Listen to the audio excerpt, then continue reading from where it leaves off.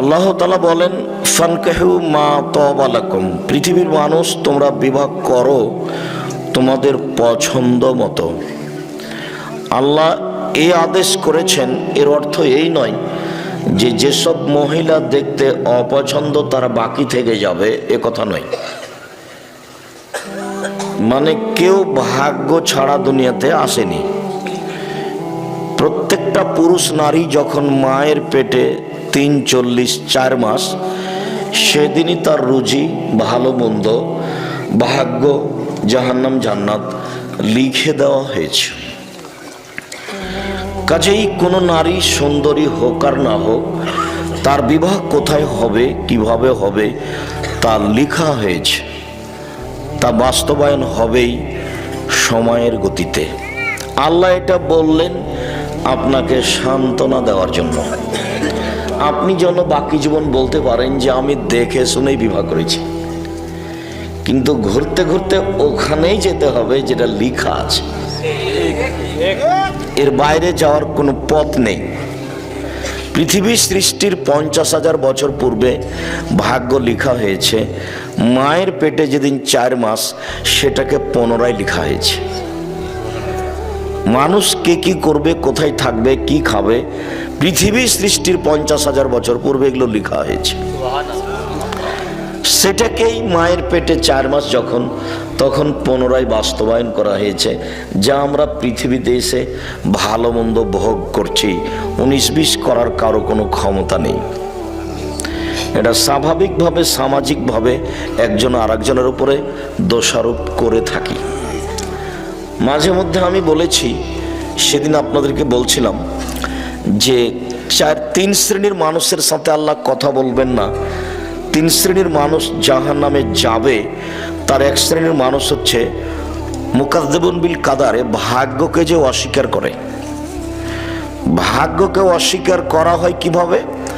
যে আপনার ছেলে আর আমার ছেলে ঢাকা থেকে আসছিল, সিরাজগঞ্জে আপনার ছেলেটা গাড়ি থেকে নেমে গেছে, আর একটা গাড়িতে উঠেছে।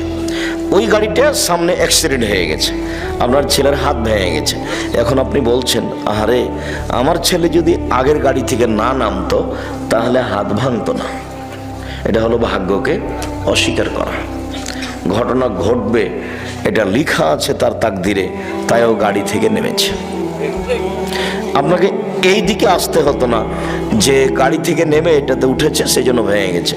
এখন আপনাকে বলতে হবে যেটা ঘটেছে তাকদির, চলো ছেলেকে নিয়ে তাড়াতাড়ি মেডিকেলে যাই, তার কি চিকিৎসা হবে এই পদক্ষেপ গ্রহণ করি। এদিকে না গিয়ে এদিকে এসেছে। যেমন রাসূল সাল্লাল্লাহু আলাইহি সাল্লাম বলেছেন, তোমরা ৩টা ব্যাপারে বদদুয়া করো না। এক, নিজেদের ব্যাপারে বদদুয়া করো না, যে সব ঝামেলার মধ্যে বেঁচে থাকার চেয়ে না থাকাই ভালো। লা তাদু আলা আনফুসিকুম, বুখারী মুসলিমের হাদিস। আল্লাহ রাসূল সাল্লাল্লাহু আলাইহি সাল্লাম বলেন যে তোমরা নিজেদের উপরে বদদুয়া করো না, এসব ঝামেলা বেঁচে থাকার চেয়ে না থাকাই ভালো। এইটা হলো নিজের উপরে বদদুয়া করা। ওয়ালা তাদু আলা আমওয়ালিকুম, তোমাদের অর্থ সম্পদের উপরে বদদুয়া করো না। এই টাকা পয়সার এই ঝামেলা, মামলা, মোকদ্দমা, জমি জায়গা, এসবগুলো না থাকাই ভালো। অর্থ সম্পদের উপরে তোমরা বদদুয়া করো না। ৩, ওয়ালা তাদু আলা আওলাদিকুম, তোমাদের ছেলেদের মেয়েদের উপরে বদদুয়া করো না। ছেলেদের মেয়েদের উপরে বদদুয়া, বাপ মায়ের বদদুয়া একেবারে বিদ্যুৎ কারেন্টের মতো লেগে যাবে, খুব সাবধান। এখন ছেলে বাপকে মেরেছে, তো এখন বাপে বলছে তোকে ত্যায্য পুত্র করলাম, তোকে ত্যায্য পুত্র করলাম, তোকে ত্যায্য পুত্র করলাম। শতবার যদি বাপ বলে যে তোকে ত্যায্য পুত্র করলাম, তো এই কথার কোনোই দাম নাই। বাপ মরলেই ছেলে জমি ভাগ করে নেবে। মানে এই ত্যায্য পুত্র বাক্যের কোনো দাম নাই।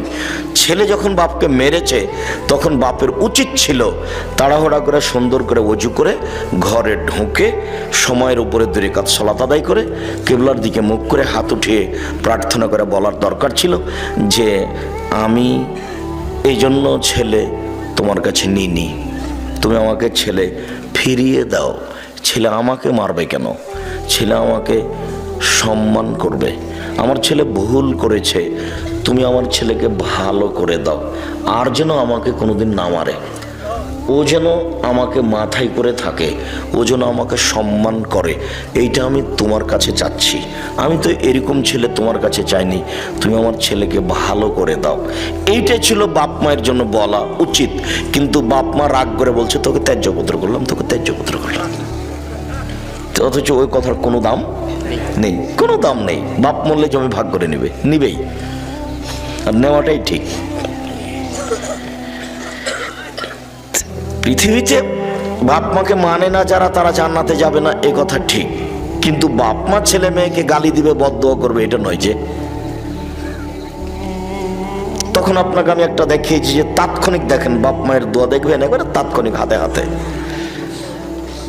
3 জন মানুষ বাল্য অবস্থায় 3টা বাচ্চা দুধ খাওয়া অবস্থায় কথা বলেছে। তার একজন হলেন ঈসা আলাইহিস সালাম, আর একজন হলো জোরায়েজের সপক্ষে একটি দুধের বাচ্চা। জোরায়েজ আজ থেকে নিয়ে হাজার হাজার বছর আগেকার লোক, বানি ইসরায়েলের কাহিনী, খুব বেশি ইবাদত করত। সে তার গির্জাঘরে ইবাদত করছিল। ফাজাত উম্মুহু, ইতিমধ্যে তার মা তার কাছে আসলো। ফাদাত, তার মা তাকে ডাকলো। তখন ও বলছে উসাল্লি আম উজিবহা, আমি এখন সলাত আদায় করব না মায়ের ডাকে সাড়া দেব। এইটুকু দেরি, ভাবতে ভাবতে একটু দেরি হয়ে গেছে যে কি করি, মায়ের ডাকে সাড়া দিব না সলাত আদায় করব, কি করি। একটু দেরি হয়ে গেছে। একটু দেরি হতেই মা খেপে গিয়ে বলছেন আল্লাহুম্মা লা তুমিতহু তুরিয়াহু জুহাল মুমেশাত, আল্লাহ তুমি এই ছেলের মরণ দিও না পতিতালয়ের মহিলার মুখ দেখা পর্যন্ত। এর জন্য একজন পতিতালয়ের মহিলার সাথে একটা সম্পর্ক, দুর্ঘটনা ঘটে যায়, তারপরে যেন ওর মরণ হয়। ও আমার সাথে কথা বলতে দেরি করলো কেন? মা ফিরেই যায়নি। ফাজাত ইমরাতুন ফাদাত, হঠাৎ একটা মহিলা এসে তাকে বলছে তুমি আমার সাথে জেনায় লিপ্ত হও। ফাবা, জোরায়েজ অস্বীকার করলেন। চিচি চিচি চিচি বলো কি তুমি? ফাতাতির রাইয়া, তখন ওই মহিলা একটা রাখালের কাছে আসলো। ফাম কানাথু, মহিলা রাখালকে চেপে ধরলো, জেনা করলো। ফাদাত গোলামান, এতে একটা বাচ্চা জন্ম নিল। কালাত হুয়া মিন জোরায়েজ, মহিলা বলে দিল এই বাচ্চাটা হলো জোরায়েজের। বদনাম ছড়িয়ে গেল। ফাতাহু, জনগণ জোরায়েজের গির্জাঘরের কাছে আসলো। ফাকাসসারুহু, এসে তার গির্জাঘরকে একবারে ভেঙে চৌচির খান খান ধুলা ধুলা করে দিল। ওয়ানজালাহু, তাকে গির্জাঘর থেকে টেনে হেঁচড়ে রাস্তায় নামিয়ে দিল। ও সাব্বুহু, যার যা ভাষাতে কুলাইলো সে তার ভাষায় গালি দিল। অনেক নির্যাতিত হওয়ার পরে ফাকামা, জোরায়েজ দাঁড়ালো। ও তাওয়াদ্দা, উজু করলো। অসল্লা রাকাতাইন, 2 রাকাত সালাত আদায় করলো। 2 রাকাত সালাত আদায় করার পরে ফাআতাল গোলামা, ওই দুধের বাচ্চার কাছে আসলো। দুধের বাচ্চাকে বলল মান আবুকা, বলো তো দুধের বাচ্চা তোমার বাপকে? তখন দুধের বাচ্চা বলছে আবিয়ার রাই, আমার বাপ হচ্ছে রাখাল, ছাগলের রাখাল। এ দেখেন দুধের বাচ্চা কথা বলছে, আমার বাপ হচ্ছে গরু ছাগলের রাখাল। তখন গ্রামবাসী বলছে নাবনি সওমাতাকা বিদ্যা হবে, তোমার এই গির্জা ঘরটাকে আমরা স্বর্ণ দিয়ে বানিয়ে দেবো, যারা ভেঙে ফেলেছে। তখন জোরায়েজ বলছে লা ইল্লা তিন, না না না না না, আমার গির্জাঘর স্বর্ণ দিয়ে বানাতে হবে না, আমারটা বানাতে হবে মাটি দিয়ে। মুসলিম। এখানে যে কথাটা বলতে চেয়েছি সেটা হলো এই যে এ দেখেন বাপ মায়ের বদদোয়া, হাতে হাতে কি একটা দুর্ঘটনা ঘটে গেল। বলেও কখনো বাপ মায়ের জন্য বদদোয়া, ছেলে মেয়ের জন্য বদদোয়া করবেন না। সম্মানিত দিনী ভাই বোন, আপনাদেরকে আমরা জোরালো অনুরোধ জানাচ্ছি, আপনারা যে যেখানে আছেন সুন্দরভাবে বসে থেকে ভদ্রতা বজায় রেখে গুরুত্বপূর্ণ আলোচনা শোনার জন্য প্রাণপণে চেষ্টা করুন। এই সময়ে কেউ দোকানপাটে থাকবেন না, আমার এটা জোরালো অনুরোধ। আমি এসেছি কষ্ট করে, একটা দিন বের করতে কত সময় লাগে, কত বছর কেটে যায়, আর এইভাবে আমি আসলাম এত কষ্ট ক্লেশের পরে, আর আপনি এখন দোকানে বসে চা খাবেন, এটা ঘৃণিত কাজ। এই সময় আমি পছন্দ করি না। দয়া করে আপনি আপনার কথাবার্তা চলাচল বন্ধ করুন, সামনে আসুন, কিছুক্ষণ সময় অপেক্ষা করুন, আপনার কিছু না কিছু উপকার করবই করবো ইনশাআল্লাহ। সম্মানিত দিনী ভাই বোন, আল্লাহ তাআলা বলেছেন পছন্দ মতো বিবাহ করো। এর অর্থ এই নয় যে ভাগ্য ছাড়াই কাজ হবে। এটা আপনাকে আল্লাহ সান্ত্বনা দিয়েছেন যে তোমাকে আমি আদেশ দিলাম যে পছন্দ মতো বিবাহ করো, কিন্তু পছন্দ মতো বিবাহ করো মানে 50,000 বছর পূর্বে যেটা লেখা আছে সেটার 19-20 হবে না। কাজেই ছেলের বিরুদ্ধে বদদোয়া করবেন না। ছেলে মেরেছে, ভুল করেছে, আপনি পাল্টা আল্লাহর কাছে হাত তুলে দোয়া করেন, আল্লাহ আমার ছেলে আমাকে মেরে ভুল করেছে, তুমি আমার ছেলেটাকে ভালো করে দাও। ওজনে এসে আমার পা ধরে বলে আব্বা ভুল হয়েছে, আমাকে মাফ করেন। আর এরপর থেকে সবসময় যেন আমাকে শ্রদ্ধা দেখিয়ে চলে। আল্লাহ তাআলা বলছেন ফানকিহুহুন্না বিইজনি আহলিহিন্না, তোমরা মেয়েদেরকে বিবাহ করো তার অভিভাবক মালিককে বলে, বাপকে বলে। এটা আল্লাহর জোরালো আদেশ।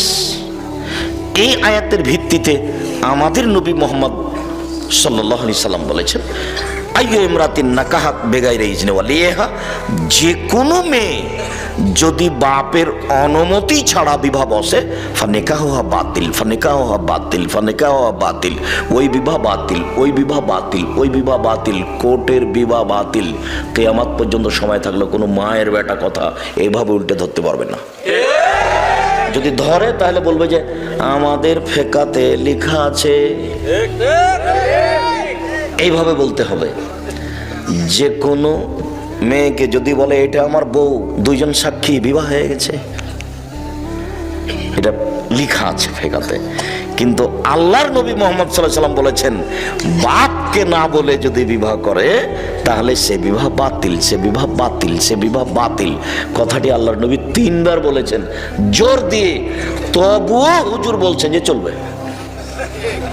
কি করবেন? করেন, কিছু করার আছে? কোনো পথ নেই। যদি আপনার মেয়ে 7 ছেলের মা হয় তবে ওই বিবাহ হয়নি, আবার বিবাহ পড়াতেই হবে। কোনো পথ নাই, যেহেতু বিবাহ বাতিল।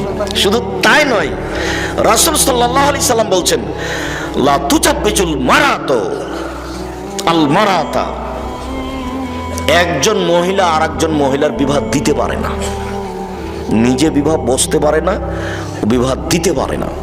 ফুফুতে বলছে ভাতিজিকে, ভাইয়ের মেয়েকে, যে তোর আব্বা তো অমুক ছেলের সাথে বিবাহ দিবে না, তুই চলে আয় আমার বাসায়, আমি বিবাহ দিয়ে দিচ্ছি। ওর ফুফু কখন কখন পুরুষ মানুষ হয়ে গেছে।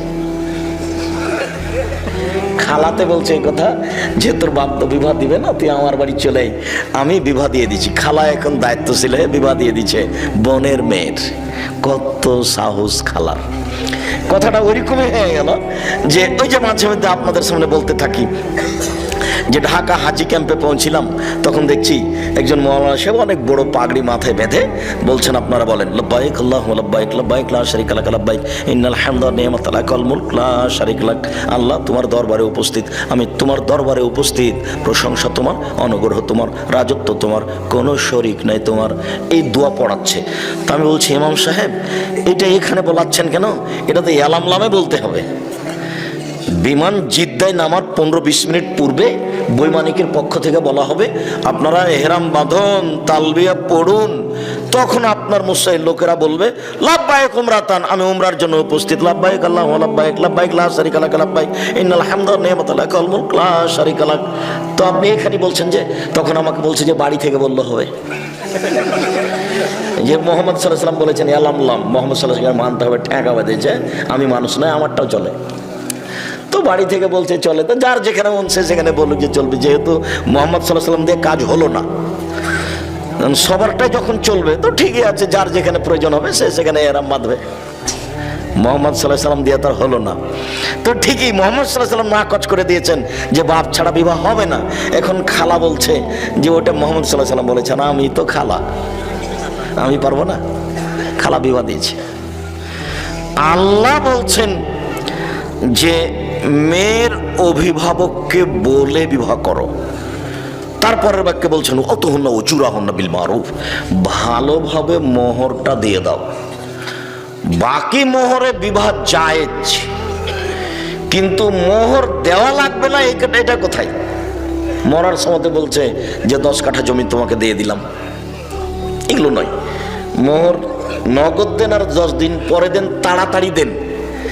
যদি এবার আপনাদের বলছি, এই ছেলেরা শোনো, তোমার বাপ যদি মোহর না দিয়ে মারা যায়, তাহলে তোমার বাপের পক্ষ থেকে তোমাকে তোমার মাকে মোহর দিতে হবে। এটা তোমার বাপের ঋণ কর্জ বাকি থেকে গেছে।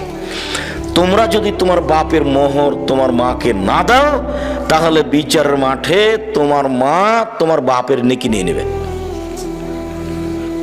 কোনো পথ নাই বিচারের মাঠে, তখন তোর বাপ তোমার টাকা পাবে না। তোমার বাপ বিচারের মাঠে টাকা পাবে? টাকা পাবে না। তোমার মার হাত ধরে ক্ষমা নিলে হবে? ওখানে বিচারের মাঠে হাত ধরে ক্ষমা চলে না। তাহলে কিভাবে বিচার হবে? বিচার হলো নেকি দিয়ে বোঝাতে হবে, যে নেকি যে নেই, তো বলছে ওই পরিমাণ পাপ নিয়ে নিতে হবে। বিচার এইভাবেই রাসূল সাল্লাল্লাহু আলাইহি ওয়াসাল্লাম সমাধা করে দিয়ে গেছেন, যে বিচারের মাঠের বিচার এইভাবে হবে। তা আপনাকে আমি একটা থাপ্পড় মেরেছি, রিক্সাওয়ালা আপনি, তো এখন বিচারের মাঠে আপনার তো আমি হাত ধরে ক্ষমা নিনি, এখন কিয়ামতের মাঠে উপস্থিত, তো রিক্সাওয়ালা বলছে আমাকে থাপ্পড় মেরেছে, এখন আমি কি দিয়ে পরিশোধ করব? এখন তো আর বলতে পারছি না রিক্সাওয়ালাকে, ভাই আমার ভুল হয়েছে, তুমি মাফ করো। এটাও তো চলে না। কি করতে হবে? এখন রিক্সাওয়ালা আমার নেকি নিয়ে নিবে, তা আমার নেকি নেই, তো রিক্সাওয়ালার কিছু পাপ আছে, তো ওই নেকি পরিমাণ পাপ ওরটা আমি নিয়ে নিব। এটা হলো বিচার। হাদিস বুখারী মুসলিম। মোহর দিতে বাধ্য।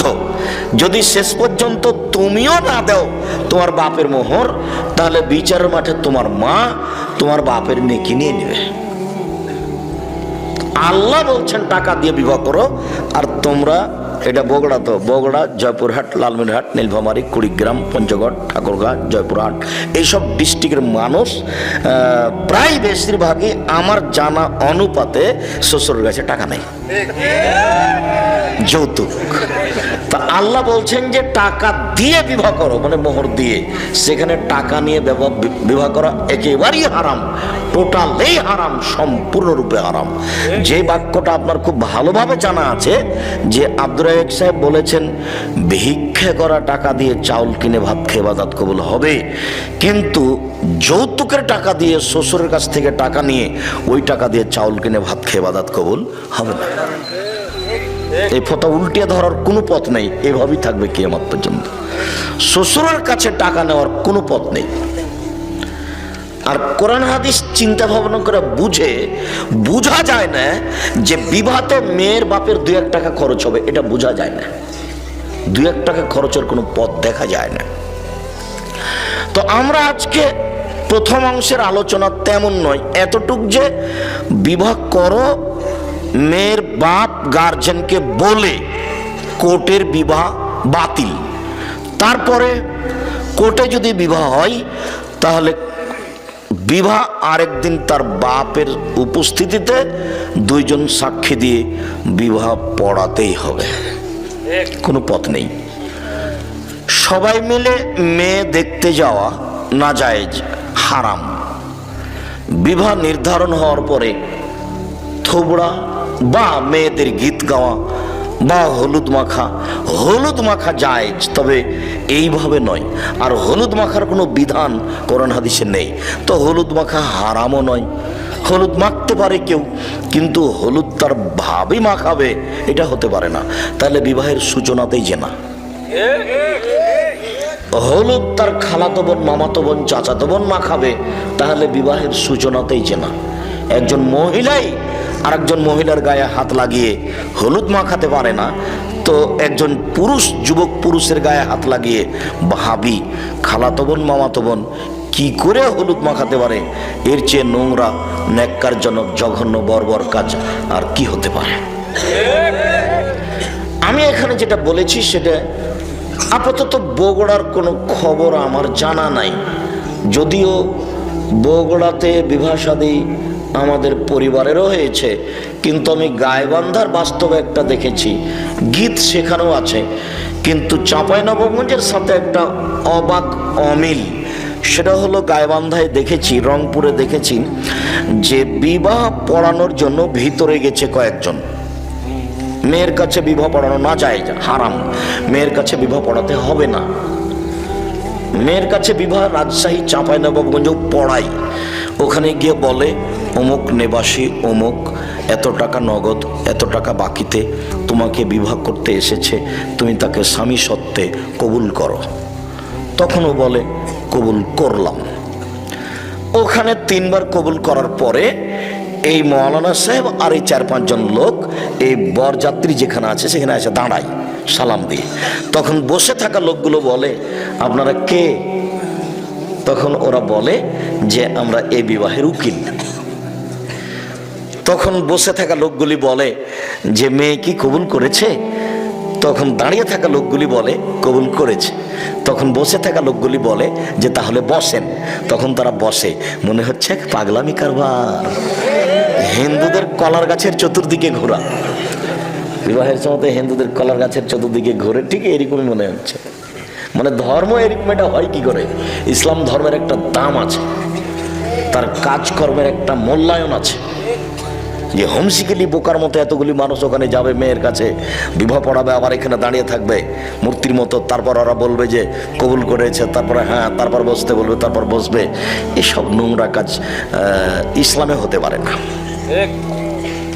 মেয়ের কাছে কোনো কথা নেই, মেয়ের বাপই ছেলের সামনে বসে থাকবে, আগে খুতবা হবে, তখন মেয়ের বাপ বলবে আমার মেয়ে খালেদা এত নগদ এত বাকিতে তোমার সাথে বিবাহ বন্ধনে আবদ্ধ হতে রাজি, তুমি তাকে স্ত্রী হিসেবে কবুল করো। তখনও বলবে কবুল করলাম, বা কাবিল তো, বুখারী মুসলিমের হাদিসে এসেছে, বলবে কাবিল তো, এটা আরবি শব্দ, মানে আমি গ্রহণ করলাম, কবুল করলাম। গুরুত্বপূর্ণ কথা হিসাবে 3 বার বলা যায়। আল্লাহ রাসূল সাল্লাল্লাহু আলাইহি ওয়াসাল্লাম গুরুত্বপূর্ণ কথা 3 বার বলতেন। বিবাহটা 3 বারই পড়াতে হবে এই কথা নয়, একবার বললেও হবে, কিন্তু গুরুত্বপূর্ণ কথা হিসাবে 3 বার বলা যায়। যখন কথাটা শেষ হয়ে যাবে তখন উপস্থিত বৈঠকের লোকেরা বা ইমাম সাহেব বা মেয়ের বাপ বলবেন বারাকাল্লাহু লাকা ওয়া আলাইকা ওয়া জামা বাইনাকুমা ফি খাইরিন। আল্লাহ তোমাকে বরকত দান করুক, তোমাদের 2 জনকে বরকত দান করুক, তোমাদের মাঝে তোমাদের 2 জনকে আল্লাহ কল্যাণের উপরে একত্রিত করুক, তোমাদের দাম্পত্য জীবন সুখী হোক। এইটা হলো দোয়া বিবাহের বৈঠক শেষে। কিন্তু হুজুরের না জানার কারণে হুজুর এখন একটা লম্বা দোয়া মেরে দেবে। তারপরে যে বিবাহ পড়াতে এসেছে ও নিবে কিছু টাকা, যে লিখতে এসেছে ও নিবে কিছু টাকা। সবারটাই হচ্ছে মুহাম্মদ সাল্লাল্লাহু আলাইহি সাল্লামেরটা কেউ করে না একটু, ওটার সাথে কারো সম্পর্ক নাই, ওভাবে সাড়া দিতে হবে না। যেহেতু আমি ওভাবে সাড়া পছন্দ করি না, আপনারা এক খেয়ালে চেয়ে থাকেন, আমার কথাটা ধরে রাখেন, আমি খুশি হব আলহামদুলিল্লাহ। আমল করা তো আর সবার হাতে নয়, সবাই তো আমল করবে না, উপর থেকে যেটা ফয়সালা হবে সেটা। তবে আপনারা চেষ্টা করেন আমল করার, জোর করে কেউ কিছু করতে পারবে না। আল্লাহর নবীর চাচা আবু তালেবের মরণের সময় চলে এসেছে, তা আল্লাহর নবীও ঢুকেছেন ওখানে, আরো মুশরিকরা ওখানে আছে 2-3 জন। তখন আল্লাহর নবী বলছেন চাচা আপনি লা ইলাহা ইল্লাল্লাহ বলেন, বাকিটুকু আমি দেখে নিব। লা ইলাহা ইল্লাল্লাহ শুধু এই বাক্যর কিন্তু অনেক দাম। লা ইলাহা ইল্লাল্লাহ মুহাম্মদ রাসূলুল্লাহ এখানে যোগ হবে না। একটু আগে যে আপনারা বললেন শেষ বাক্যে যে আপনারা বলুন লা ইলাহা ইল্লাল্লাহ, শেষে যোগ হয়ে গেছে মুহাম্মদ রাসূলুল্লাহ, ওই অংশ জিকিরে যোগ হবে না। এমনি তো সবাইকে নিয়ে জোরে জিকির করাই না যায়, জোরে জিকির করার প্রমাণের কোনো পথ নেই। তো সবাই যে দেখছি যে মোবাইলে দেখছি খালি চিল্লাচিল্লি করে জিকির করে লাফ দিয়ে বাসের উপরে উঠে যাচ্ছে। এখন করছে তো কি করবেন, এখন তো আমাদের তো কিছু করার নেই। সাহাবী রাসূলের সামনে একটু খালি জোর করে বলেছেন সুবহানাল্লাহ আলহামদুলিল্লাহ আল্লাহু আকবার, তখন আল্লাহ রাসূল বলছেন ইরবা আলা আনফুসিকুম, চুপ চুপ জিকির করো, ইন্নাকুম লা তাদুনা আসামাল্লাহ গায়েব, তোমরা যাকে ডাকছো ও বধির নয়, তোমরা যাকে ডাকছো ও অন্ধ নয়, ইন্নাকুম তাদুনা সামিয়াম বাসীরা, তোমরা যাকে ডাকছো সবকিছু শোনে, তোমরা যাকে ডাকছো সবকিছু দেখে। অত চিল্লাচিল্লি কেন, চিল্লাচিল্লি কেন? চিল্লাচিল্লির একটা করতে গিয়ে ইহরাম বেঁধে জিকির করা, সেইটা জোরে অনুমতি দিয়েছে। ওখানে আল্লাহ নবী বলছেন আতানি জিবরাইল, এখনই জিবরাইল আমার কাছে আসলেন। ও আমার আনি, জিবরাইল আমাকে আদেশ করলেন যে আনামরাকুম, আমি তোমাদেরকে বলে দিব, আন্তার ফাসাতকুম, তোমরা একবার চিল্লিয়ে বলবে বিল ইহরাম ওয়া তালবিয়া, ইহরাম বাঁধা শব্দটা আর তালবিয়া পড়া শব্দটা একবার চিল্লা চিল্লি করে বলবে। লাব্বাইক উমরাতান, আমি উমরার জন্য উপস্থিত। লাব্বাইক আল্লাহুম্মা লাব্বাইক, লাব্বাইক লা শারীকা লাক লাব্বাইক, ইন্নাল হামদা ওয়ান নি'মাতা লাক ওয়াল মুলক লা শারীকা লাক, লাব্বাইক আল্লাহুম্মা লাব্বাইক, লাব্বাইক লা শারীকা লাক লাব্বাইক, ইন্নাল হামদা ওয়ান নি'মাতা লাক ওয়াল মুলক লা শারীকা লাক। একবারে সৌদি আরবের পাহাড় ফাটিয়ে দিতে হবে, চিল্লে বলতে হবে। একথা জিবরাইল বলছেন, এসে আমাদের নবীকে, আমাদের নবী সবাইকে বলছেন। আর এখানে সাহাবীগণ একটু জোরে জিকির করেছে, তখন এবার ধমকে থাক, তোমরা যাকে ডাকছো কি বধির নাকি? তোমরা যাকে ডাকছো কি অন্ধ নাকি? এভাবে চিৎকার করছো কেন? সে জাহানেরা এভাবে বলে নিচ্ছে, কিছু করার আছে? কেউ তো দেখে না যে আসলে ধর্ম কি। যেহেতু না দেখেও চলছে, প্রয়োজন তো নেই। কঠোরভাবে যদি আপনারা ধরতেন তাহলে এখানে হতো। তো আপনাদের তো জিম্মেদারি আগে। আপনাদেরকে আল্লাহ বলছেন যে ফাসআলু আহলা যিকরি ইন কুনতুম লা তা'লামুন বিল বাইয়িনাতি ওয়াজ যুবুর। হে দুনিয়ার অজানা মানুষ, তোমরা জানা মানুষের নিকটে জানো প্রমাণ সহকারে। এটা আপনাদের জিম্মেদারি। আব্দুর রাজ্জাক সাহেবকে দাওয়াত দেওয়ার আগে জানতে হবে যিনি কোরআন হাদিস জানেন কিনা। এটা 5 জনকে জিজ্ঞাসা করতে হবে, জানেন খুব, এটা বুঝে নিলাম। তারপরে যেটুকু বলেছেন সেটুকু প্রমাণ ছাড়াই কি বললেন এটুকু দেখতে হবে। প্রমাণ ছাড়া ধর্মে কোনো কথা চলে না। ইসলাম ধর্ম এমন একটা ধর্ম যে নগদ, বাকি কিছু নেই, গোপন দিয়ে কিছু চলে না। নগদ 30 পারা কোরআন, 90 পারা নয়, 60 পারা নয়, কিছুই না, এবারে নগদ, একবারে সব নগদ, কোনো জায়গা বাকি নেই। এমন কোন ফতোয়া নেই ধর্মে যেটা কোরআন এবং সহিহ হাদিস অনুপাতে দেওয়া যাবে না। আমি একটা বক্তব্যে কুষ্টিয়াতে বলেছিলাম যে আমি দীর্ঘ সময় ধরে কলমে ফতোয়া লিখছি। আমি নিজে কলমে ফতোয়া লিখি প্রায় 20 বছর থেকে। এই ঘটনা অনুমান 10 বছর আগে হতে পারে। তা আমি বলেছিলাম যে কোনো ফতোয়া কোরআন এবং সহিহ হাদিস দিয়ে দেওয়া যাবে, কোনো ইজমা কিয়াসের আশ্রয় না নিয়েই চলবে। এ কথা যখন বললাম তখন লাফ দিয়ে একটা সামনে থেকে লোক দাঁড়িয়ে বলল যে আপনি ফতোয়া দেন তো দেখি। 2টা মেয়ে একসাথে জমা ধরে আছে, 2টাই মেয়ে, পূর্ণ যুবতী, দেখতে সুন্দরী, পেশাব পায়খানা একসাথে হয়, অঙ্গ প্রত্যঙ্গ ভিন্ন ভিন্ন, কিন্তু গাটা গায়ের সাথে লাদানা লালেহার লাদানের মতো। মনে পড়ে কি আপনাদের? এইরকম 2টা মেয়ে। তো এখন এদের বিবাহের সময় এসেছে, বলেন বিবাহ কিভাবে দিতে হবে? ও আমাকে আটকাচ্ছে। কথা বুঝতে পারলেন না? তখন আমি বললাম যে আপনার জিজ্ঞাসাটাতে আমার একটা কথা মনে পড়ে গেল। সেটা হচ্ছে ওই অনেকদিন আগের কথা, ক্লাস 3 বইয়ে ছিল। ক্লাস 3 বইয়ে কি ছিল? মোল্লা দোপেজি, বাদশা বলছে, মোল্লা দোপেজি জি জাহাপনা, আকাশের দিকে লক্ষ্য করুন তো। করলাম জাহাপনা। কিছু দেখলেন কি? না তেমন তো কিছু দেখিনি। 2টা কাক উড়ে গেল, দেখেননি? হ্যাঁ তা তো দেখলাম। এইবার বলেন এদেশে কতটি কাক আছে? 9,09,999। যদি কম হয় তাহলে বেড়াতে গেছে, আর যদি বেশি হয় বেড়াতে এসেছে। মাপে তো আর হিসাব করেনি পৃথিবীতে। আচ্ছা আচ্ছা, ঠিক ঠিক ঠিক ঠিক। আচ্ছা মোল্লা তো পেয়েছি। ওইটা কি? ওইটা চৌবাচ্চা জাহাপনা। বলতে পারো তুমি চৌবাচ্চায় কত পেয়ালা পানি আছে? যদি বলতে না পারো তাহলে তোমার গর্দান যাবে। তা যাক জাহাপনা, তবে প্রশ্ন একদম সোজা, একদম সহজ। পেয়ালা যদি চৌবাচ্চার সমান হয় 1 পেয়ালা, যদি অর্ধেক হয় 2 পেয়ালা, 4 ভাগে 4 পেয়ালা, 8 ভাগের ভাগে 8 পেয়ালা, 16 ভাগের ভাগে 16 পেয়ালা। আরে থামো থামো থামো, যা তোমাকে আজ মোরগ মুসাল্লাম খাওয়াবো। তো ঠিক এরকম হয়ে গেছে আপনার জিজ্ঞাসা। আপনার জিজ্ঞাসা তো জটিল নয়। আল্লাহ বলেছেন লা ইউকাল্লিফুল্লাহু নাফসান ইল্লা উসআহা। মানুষ যেটা করতে পারবে না এরকম বিধান আল্লাহ মানুষের উপরে চাপাবেন না। আপনি এখন বড় ডাক্তারের কাছে আশ্রয় নেন। বড় ডাক্তার যদি বলে যে পৃথক করা যাবে, করতে হবে। যদি বড় ডাক্তার বলে পৃথক করা যাবে না, তো একজনে বিবাহ করুক, তাতে আসে যায় না। এবার আপনি দেখান কে বিবাহ করতে চাচ্ছে, মেয়ে দুটি কোথায়? কোনো পথ নেই। যে কোনো ফতোয়া আমার 20 বছরের অভিজ্ঞতায় বলছি, আমার 20 বছরের অভিজ্ঞতা বলছি, যে কোনো ফতোয়া কোনো ফেকার আশ্রয় নিতে হবে না ইনশাআল্লাহ। কোনো কেয়াসের কোনো কিছুর আশ্রয় নিতে হবে না। আপনি কোরআন হাদিস দিয়ে বলতে পারবেন, কোনো সমস্যা নেই। আমার 20 বছরের অভিজ্ঞতা বলছি। দু একদিনের নয়, আর হঠাৎ করে নয়, আর অভিজ্ঞতা শুরু হয়েছে বগুড়া থেকে। সর্বপ্রথমে আমি 90 সালে বগুড়া ফতে আলী মসজিদে, ওই যে ফতে আলী ব্রিজের ওখানে যে মসজিদটা ছিল, ওখানে দাওয়াতের জন্য আসতাম। ওখানকার লোকেরাই যে টিয়া ভাই এখনো আছে, আমাকে পথ খরচ দিত 20 টাকা, তারপরে 50 টাকা, তারপরে 100 টাকা, তারপর 200 টাকা, তারপর 300 টাকা, তারপর 500 টাকা। এগুলো তাদের পথ খরচ। এখনো পাশে বসে আছেন সেকাল থেকে, 90 সাল থেকে। যদি কোনোদিন আমার মুখের চোখটা একটু দুর্বল হয়েছে টাকা কম দেখে, এটা প্রমাণ যদি করে দিতে পারেন, আমি জাতির সামনে কোনোদিন বক্তব্য দেবো না। একটু কেমন কেমন লাগলো আব্দুর রাজ্জাক সাহেবকে দেখে, টাকা তো কম দিলাম, তো মনে হলো মুখটা যেন কেমন কেমন মনে হলো। এটা প্রমাণ করতে পারলেন। একেবারে সূচনা থেকে তারা আছেন, একেবারে সূচনা থেকে। সর্বপ্রথম যখন এসেছি বগুড়ায়, আল্লাহ আল্লাহর কসম, আল্লাহ আল্লাহর কসম, আল্লাহ আল্লাহর কসম, আপনাকে আমি ফাঁকি দিতে আসিনি।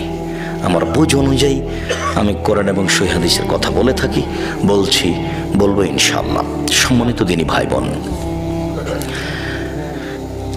আরেকটু জরুরি কথা যে বিবাহের এইসব নিয়ম নীতির পরে, বিবাহ পড়ানোর পরে বর কনেকে নিয়ে যেসব কিছু করা হয় বরের বাড়িতে, কনের বাড়িতে, এগুলো সব হারাম। বিবাহ পড়ানোর পরে একটা কাজ আছে, সেটা অলিমা। এটা মেয়ে ছেলের বাপের বাড়িতে হবে।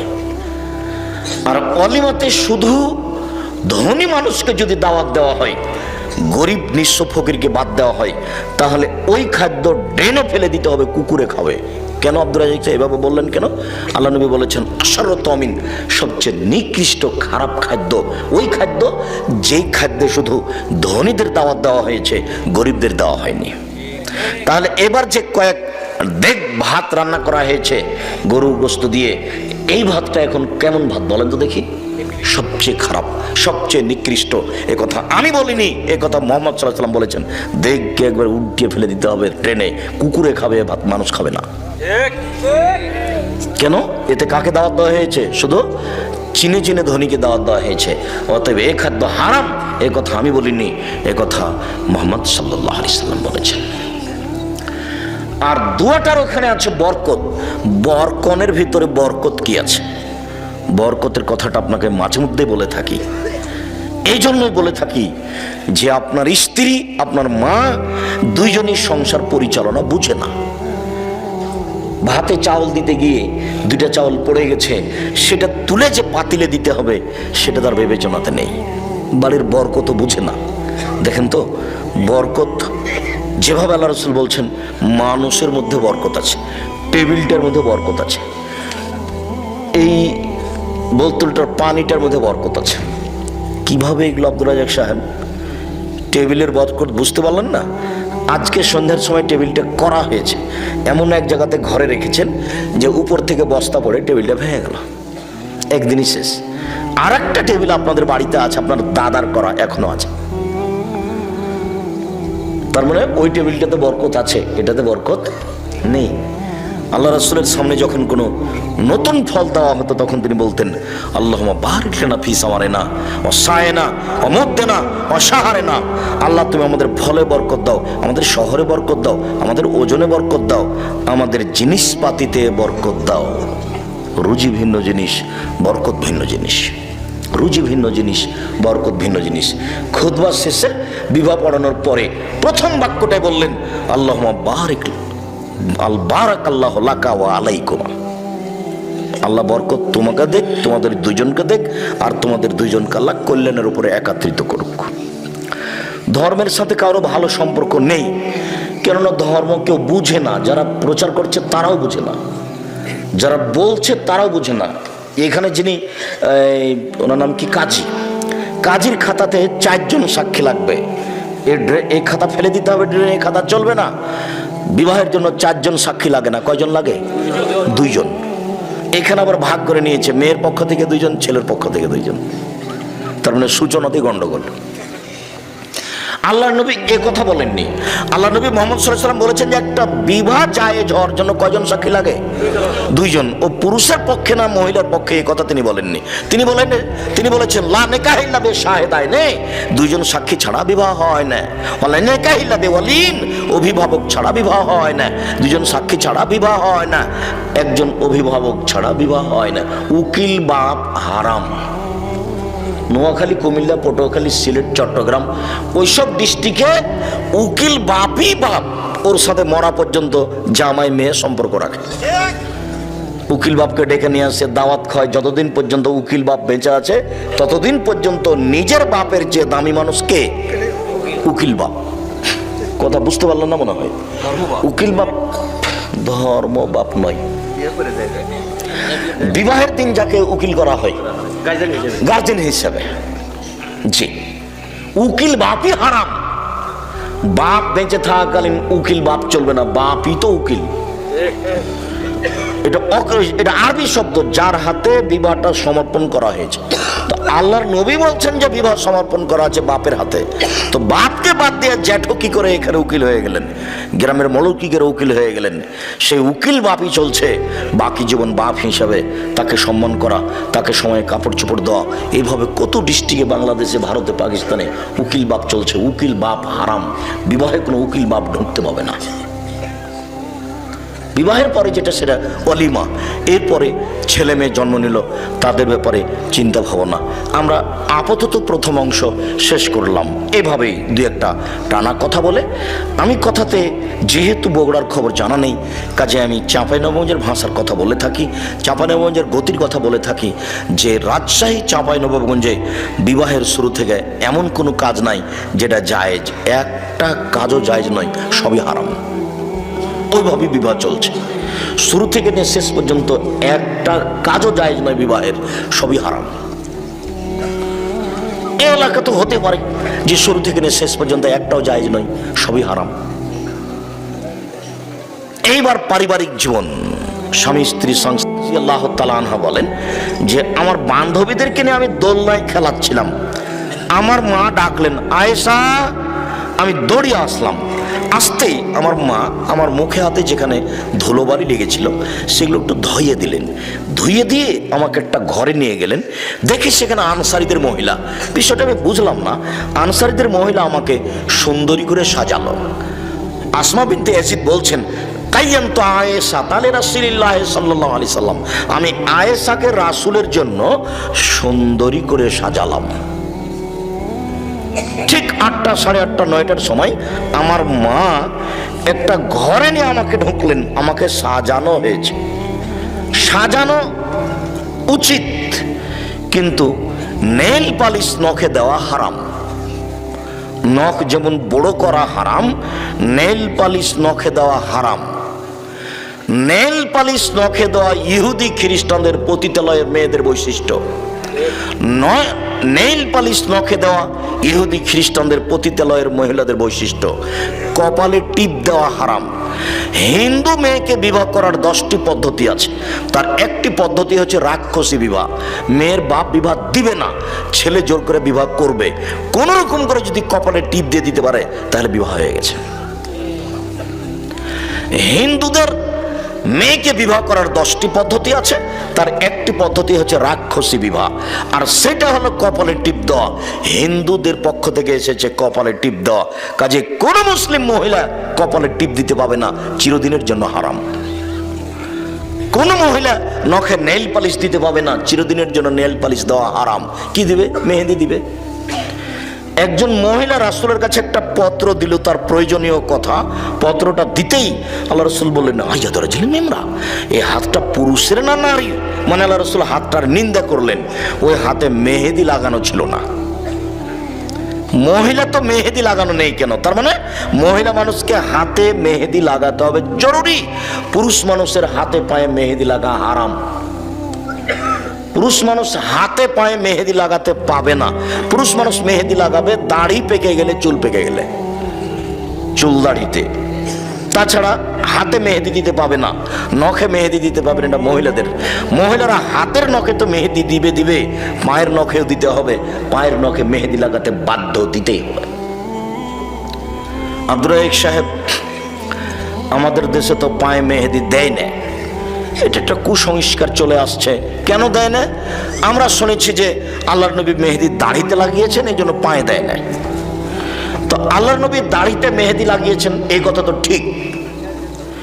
আল্লাহর নবী দাড়িতে আতরও লাগিয়েছেন, কিন্তু আল্লাহ নবী বলেছেন কোন ঋতুবতী মহিলা যদি ঋতু থেকে হাইজ থেকে পবিত্র হয় তাহলে গোসল করার পরে আতর লজ্জা স্থানে ব্যবহার করবে। তো আল্লাহ নবী আতর যে দাড়িতে লাগিয়েছেন, এইবার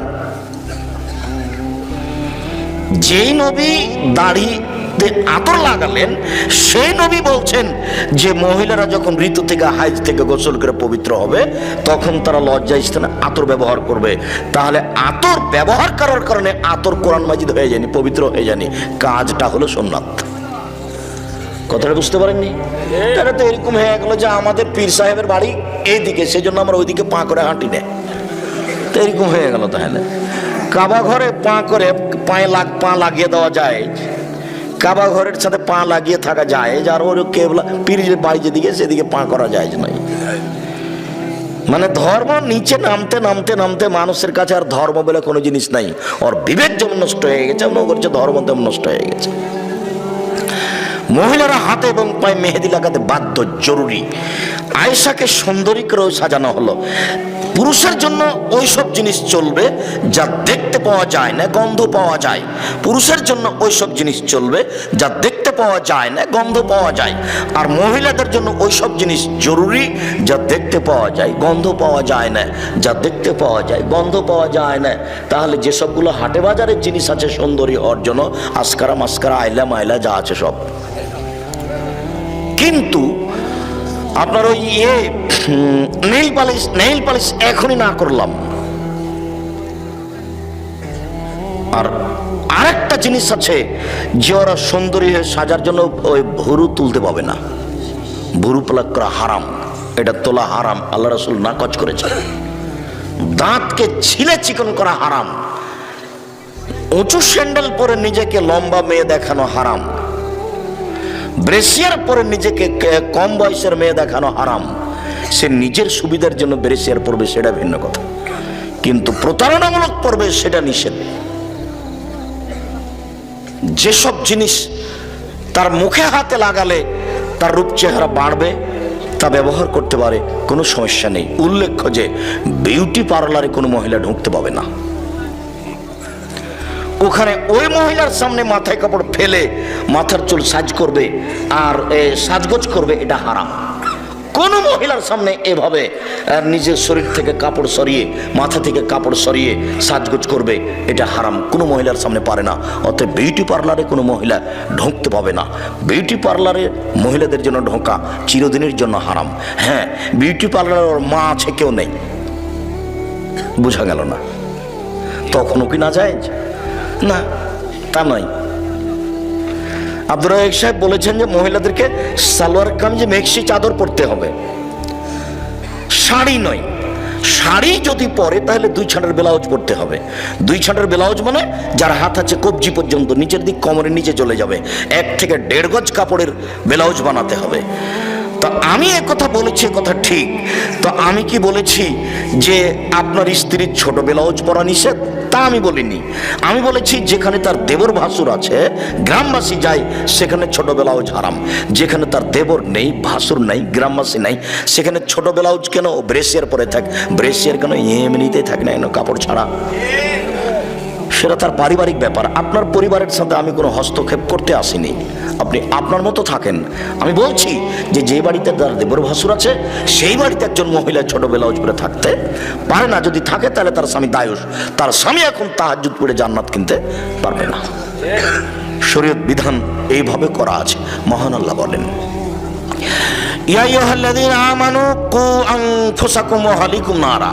পৃথিবীর মানুষ, তোমরা তোমাদেরকে জাহান্নাম থেকে বাঁচাও আর তোমাদের পরিবারকে জাহান্নাম থেকে বাঁচাও।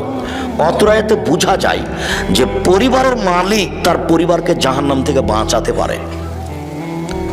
পরিবারের মালিকের হাতে আল্লাহ জিম্মেদারি দিয়ে দিয়েছেন যে তুমি তোমার পরিবারকে জাহান্নাম থেকে বাঁচাও। এই ছেলে, দয়া করে মধ্যে থেকে কোনো বাচ্চা যেন না উঠে, এ ব্যাপারে আপনারা খেয়াল করে থাকবেন। আমি আপনার বিরক্তির আগেই বক্তব্য শেষ করবো ইনশাল্লাহ। আমি অত কোরআন হাদিস জানি না যে আব্দুল্লাহ বিন ফজল রাহিমের মতো ফজরের আজান পর্যন্ত বক্তব্য দিব। আমার অত জানাও নেই, আমি অত পারিও না। 1-1.5 ঘন্টা, খুব বললে 2 ঘন্টা। কাজে আপনাকে আমি একটু ধৈর্য ধারণ করে বসে থেকে আলোচনা শোনার জন্য অনুরোধ জানাই। আমি আপনার কিছু না কিছু উপকার করবই করবো ইনশাল্লাহ। আপনার জন্য এসেছি, আর আপনিও যেহেতু এই জন্য এসেছেন, তাহলে দয়া করে সময়টা লস করিয়েন না। আর এখন কারোর সাথে কথা বলা প্রয়োজন মনে করিয়েন না। কথা একটু পরে বলেন, কথা তো কিছুক্ষণ পরে শেষ হয়ে যাবে এমনিতেই, তখন কথা বলেন। অত্র আয়াতে আল্লাহ যা বললেন তাতে মানুষ তার পরিবারকে জাহান্নাম থেকে বাঁচাতে পারে, মানুষই পরিবারকে জাহান্নাম থেকে বাঁচাতে পারে। এ কথা আমি বলিনি, এ কথা আল্লাহ তাআলা বলছেন। এখন তাহলে পরিবারকে জাহান্নাম থেকে বাঁচাতে হলে কিছু নিয়ম কানুন। তবে প্রথম বাক্যে বলেছেন নিজেকে বাঁচাও। তা আমি নিজেকে বাঁচানোর একটা ছোট্ট হাদিস বলে সামনের দিকে যাই। রাসূল সাল্লাল্লাহু আলাইহি সাল্লামকে জিজ্ঞাসা করা হলো, আল্লাহর নবী, মান নাজাত, জাহান্নাম থেকে বাঁচার পথ কি, কিভাবে জাহান্নাম থেকে আমরা বাঁচতে পারি? তখন আল্লাহ রাসূল 3টা কথা বললেন। এই 3টা আপনি পালন করেন, তাহলে আপনি নিজেকে বাঁচাতে পারবেন। পরের বাক্যে আপনার পরিবার। 1, আলজাম লিসানাক, মুখ বন্ধ রাখো, জরুরি প্রয়োজন ছাড়া মুখ খুলবেন না, ভালো কথা ছাড়া মুখ খুলবেন না। নির্বাচন করতে গিয়ে তো মানুষের বদনাম করে জীবনটাকে ধ্বংস করেছে, আর বদনাম ছাড়া চলেও না, যেহেতু তার প্রতিপক্ষ আছে একজন সবসময়। তখন আপনাকে কিছু না কিছু করাই লাগবে, বলতেই হয়। যার জন্য এই পথই যাবেন না। বাপের জমি জায়গা আছে কিছু, আরেক কিছু না আছে 10 কাঠা জমি তো আছে, ওখানে বেগুনের চাষ করে এখানে কেন? আসসালামু আলাইকুম জনগণ, আমি যেটা দায়িত্ব নিয়েছিলাম আমার ভুল হয়ে গেছে, আমি গেলাম, আসসালামু আলাইকুম, আপনারা কি করবেন করেন। তার মানে হকের উপরে টিকে থেকে বাপের জমিদারি নষ্ট করে দায়িত্ব পালন করে পরকাল হারাতে রাজি নই, কি দরকার? আর দল পার্টি যখন তখন আরেকজনের বিরুদ্ধে তো কথা না বললেই চলে না, এবার বাধ্য বলতে। চাঁপানেগঞ্জের ভাষা তো কেন ওর বাপকে বলতে হবে, মানে টিকে থাকা কঠিন, এটা স্বাভাবিক ব্যাপার। সম্মানিত দিনী ভাই বোন, জাহান্নাম থেকে বেঁচে যাবেন 3টা কাজ করলে। 1, মুখ বন্ধ রাখেন, ভালো ছড়া মুখে বলবেন না, খুব শক্ত হয়ে থাকবেন। 2, অলিয়া সবাই তো জরুরি প্রয়োজন ছাড়া বাড়ির বাইরে যাবেন না। দোকানে কিছু জিনিস কিনতে গেছেন, 1 কেজি লবণ আর 100 মরিচ, এইটুকু নেওয়ার পরে 1 মিনিট দোকানে দাঁড়াবেন না। কেন? ওখানে আরো 2 জন বসে আছে, আরেকজনের বদনাম হচ্ছে, ওখানে আপনি কানে দিবেন না। জরুরি প্রয়োজন ছাড়া বাড়ি ত্যাগ করবেন না। পুরুষ মানুষ জরুরি প্রয়োজন ছাড়া বাড়ির বাইরে যেতে পারে না। বলেন তো আপনার বউ কিভাবে বাইরে বাজার করতে যেতে পারে? আপনি কি মরেছেন? আপনার বড় ছেলে কি মরেছে কাপুরুষ? বউ কেন বাজারে? বউ কেন বগুড়া যাচ্ছে? বগুড়া বাজারে তো মহিলাদের ঠেলে ভিতরে ঢোকা যায় না। তো কারো কি স্বামী নাই? সবাই কি স্বামী মুক্ত মহিলা? কারো স্বামী নেই, কারো ভাই নেই। কেন কেন যাবে সে? কই আমাদের তো চলে, বছর বছর যাবৎ চলে, আমাদের চলছে তো, আমরা তো দুনিয়াতে বেঁচে আছি, আমাদের তো কোনোদিন বাজারে যাওয়া লাগে না, আমরা তো এই দুনিয়াতে আছি বেঁচে, কোনো সমস্যা হয় না। আপনার কেন সমস্যা? আপনার কেন বউ যাবে বাজারে? ও কেন কাপড় কিনতে যাবে? ও কেন জিনিস কিনতে যাবে? পুরুষ মানুষ আপনি জরুরি প্রয়োজন ছাড়া বাড়ির বাইরে যাবেন না, জান্নাত হবে। 3, পাপের জন্য কাঁদবেন। রাসূল সাল্লাল্লাহু আলাইহি ওয়াসাল্লাম বলেছেন, কেউ যদি আল্লাহর ভয়ে কাঁদে তাহলে ওর জাহান্নামে যাওয়া ওইরকমই অসম্ভব গাভীর বাঁট ওলান বান থেকে দুধ বের করে ভিতরে ঢোকানো যেমন অসম্ভব। গাভীর বাঁট বান থেকে চাপ দিয়ে দুধ বের করে ভিতরে ঢোকানো যাবে? এইটা যেমন অসম্ভব, আল্লাহর ভয়ে কাঁদে যে তার জাহান্নামে যাওয়া তেমনি অসম্ভব। 3টা কাজ করেন, জান্নাত হবে, জাহান্নাম থেকে বেঁচে যাবেন। আপনি বেঁচে গেলেন। এখন পরিবার, কয়েকটা জিনিস পরিবারকে জাহান্নাম থেকে বাঁচাতে হবে। 1, পরিবারের ছেলে মেয়েকে শিরক করতে দেওয়া যাবে না।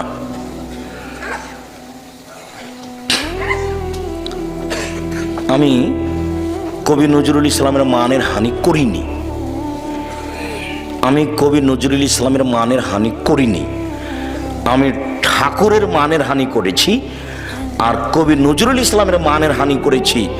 এই জন্য 1000 কোটি টাকার মামলা সুনামগঞ্জ কোর্টে, আর 5000 কোটি টাকার মামলা সিলেট কোর্টে। তো আমি নজরুল ইসলামের মানের হানি কি করলাম? আমি বলেছি, নজরুল ইসলাম বলেছেন মসজিদের পাশে কবর দিও ভাই, কবর থেকে যেন মুয়াজ্জিনের আজান শুনতে পাই, এই গুনাহগার গোর আজাব হতে পাইবে রেহাই। তখন আমি বলেছি, মাওল হিসাব নজরুল ইসলাম সাহেব কোরআন হাদিস জানতেন না, জানলে তিনি এই কথা বলতেন না। মসজিদের পাশে কবর কেন, কাবা ঘরের নিচে ঢুকে দিলে 1 পয়সা লাভ হবে না, কর্ম অনুযায়ী বিচার হবে, এ কথাই ঠিক। আমি এই কথা বলাতে নজরুল ইসলামের মানের হানি করেছি বলে আমার বিরুদ্ধে মামলা করা হয়েছে। ঠাকুর তো আপনাকে মানুষই মনে করে না, ঠাকুর আপনাকে পশু মনে করে। যখন আপনি ঢাকা বিশ্ববিদ্যালয় খুলতে গেলেন, তখন ঠাকুর বলছে কলকাতা থেকে, ওরা বাংলা ভাষা জানে না, বেটারা বিশ্ববিদ্যালয় বানাবে। বঙ্গভঙ্গের বিরুদ্ধে আপনাদের নিন্দে করে একটা কবিতা লিখেছিল 25 লাইনের, কলিকাতা প্রেস ক্লাবে পড়েছিল। সর্বপ্রথম এই কবিতা পড়েছিল ভদ্রলোক, জাতি যখন বিপদে ঠাকুর তখন বিলাতে, জাতি যখন বিপদে ঠাকুর তখন বিলাতে। 25 লাইনের কবিতা বলেছিল। যতবার বলছে ওমা তোমার আকাশ তোমার বাতাস, ততবার বলছে ও কালিমা তোমার আকাশ তোমার বাতাস। কোনোদিন পড়ে দেখেছেন? কোনোদিন বিবেচনা করেছেন? তখন আমি বলেছি তোর বাপের আকাশ। কি তো বুঝতে পারলাম না, আমি নাকি ঠাকুরের নিন্দা করলাম, তাই মামলা করলো। জি না, ভুল হিসাব, আমি তা করিনি। আমি নিন্দা করব কেন? আমি বলেছি শরীয়তে এরকম নয়। ছেলে মেয়েকে শিরক থেকে বাঁচাতে হবে। জাহান্নাম থেকে বাঁচালে 1 নম্বর বাপের প্রয়োজন, ছেলে মেয়েকে শিরক থেকে বাঁচানো। লোকমান হাকিম বলছেন, বোনাইয়া ও আমার আদরের ছেলে, লা তুশরিক বিল্লাহ, আব্বু আল্লাহর সাথে শিরক করো না, ইন্না শিরকা লাযুলমুন আযীম, শিরক হচ্ছে সবচেয়ে বড় পাপ। পাপের জগতে সবচেয়ে বড় পাপ হলো শিরক। ছেলে মেয়েকে শিরক মুক্ত করতে হবে। পরিবারকে যেতে দিতে হবে না কবরের কাছে। কবরের কাছে কিছু পাওয়া যাবে না, কবর থেকে কোনো জিনিস কাউকে ছেলে দিতে পারে না। কবরের কাছে মানত মারা যায় না, মহাস্থান কবরে গরু জবাই করা যায় না, ছাগল মুরগি দেওয়া যায় না, সেখানে মানত মারা যায় না। যারা মেনেছে মানবে তারা মুসলমান নয়, তারা খারেজ হয়ে গেছে ইসলাম থেকে, তাদের জান্নাতের কোনো পথ নেই। বিচারের মাঠে আল্লাহ তাআলা আদম সন্তানকে সামনে বলবেন, বিচারের মাঠে আল্লাহ উপস্থিত হবেন। যখন আদমের ছেলে মেয়ে উপস্থিত হবে, তখন আল্লাহ বলবেন, ইবনা আদম লা আতাইতানি বিকুরাবির যে খাতায়া সুমা লাকিতানি লা তুশরিক শাইআ লা আতিতুকা করাবে মাগফিরা। এ আদমের ছেলে মেয়ে শোনো, আজকে যদি তোমরা আকাশ জমিন পরিমাণ পাপ নিয়ে উপস্থিত হয়ে থাকো, তোমাদের পাপ আর পাপ, আকাশ জমিন একবার পরিপূর্ণ হয়ে আছে পাপে, আমি তোমাদের এই পরিমাণ ক্ষমা নিয়ে উপস্থিত হয়েছি যদি শিরক না থাকে। তোমাদের পাপ যত আমার ক্ষমা তত, তোমাদের পাপ যত আমার ক্ষমা তত, যদি শিরক না থাকে। তোমাদের পাপ যে পরিমাণ আমার ক্ষমা সেই পরিমাণ, তোমাদের পাপ যে পরিমাণ আমার ক্ষমা সেই পরিমাণ, যদি শিরক না থাকে। তো এবার আপনার হুজুরকে বলেন যে আব্দুর রাজ্জাক সাহেব বা আহমদ সাহেব শিরক কোনটা?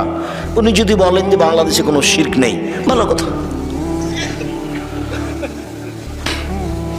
আর যদি বলেন যে শিরক আছে, তাহলে ঠিক তাকে বলতে হবে আমি খাকসার, আমার বুঝে যা আছে তা আমি শিরকে নোট করেছি, বক্তব্যও আছে। এদেশে একটা বই পাওয়া যায়, কে বড় ক্ষতিগ্রস্ত। আমাকে কিনতে বলিয়েন না, যে আপনি লিখেছেন আপনি কিনেন, তাহলে তো আমি আপনার উপকার করতে পারবো না। কে বড় লাভবান বইটা লিখেছি জঙ্গিদের বিরুদ্ধে 2005 সালে, যেদিন সরকার স্বপ্নেও দেখেনি জঙ্গি, সেদিন আমি কলমে লিখেছি এদেশের মাটিতে জঙ্গি বিরোধী বক্তব্য আমার চেয়ে কারো কঠোর কঠিন আছে তা আমার জানা নেই। আমার আগে জঙ্গি বিরুদ্ধে কলম ধরেছে কেউ আমার আগে, তা আমার জানা নাই। 2005 সালে আমার বইটা ছাপা, বইয়ের নাম কে বড় লাভবান। 1 লাইন পড়লে বুঝতে পারবেন আপনার সুবিধা। ক্ষতিগ্রস্ত 1 লাইন পড়লে বুঝতে পারবেন আপনার ক্ষতি, তার নামই হলো ক্ষতিগ্রস্ত। কে বড় ক্ষতিগ্রস্ত আর ওটা কে বড় লাভবান। ওতে এক জায়গাতে সিরিয়াল দেওয়া আছে, এটা শিরক, এটা শিরক, এটা শিরক, এটা শিরক, সিরিয়াল দেওয়া আছে। আর ধারাবাহিক কোথায় কোথায় কোথায় কোথায় শিরক হয় এগুলো সব উল্লেখ করা আছে। এখন আপনার ইমাম যদি বলেন যে আমাদের দেশে শিরক নাই, ভালো কথা, বিচারের মাঠে আল্লাহ বলবেন যে তোমার যদি শিরক না থাকে তাহলে তোমার পাপ যত আমার ক্ষমা তত। সেদিন কি আল্লাহও বুঝবেন না যে কোনটা শিরক? নাউজুবিল্লাহ মিন যালিক। ও তো খুব ভালো বুঝবেন, তো সর্বশক্তিমান, সব কিছু গাতা, সব কিছু জানেন, তিনি আলিম, সব কিছু জানেন। ছোট শিরক। আমি কথা বলছি, টিকটিকি টিকটিক করে উঠলো, তা আপনি বললেন হ্যাঁ আপনি ঠিক বলেছেন, ওই যে টিকটিকি বললো, তা আমি ঠিক বলেছি কি না এটা আল্লাহ ভালো জানেন। তো টিকটিকি কিভাবে জানলো? তো আল্লাহর সাথে কাউকে সমান করে দেওয়ার নাম হলো শিরক।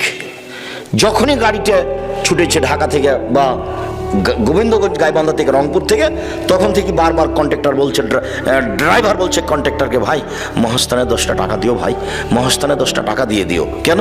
তার মাথায় কাজ করছে যে মহাস্থানে 10টা টাকা দিলে গাড়িটা অ্যাক্সিডেন্ট হবে না,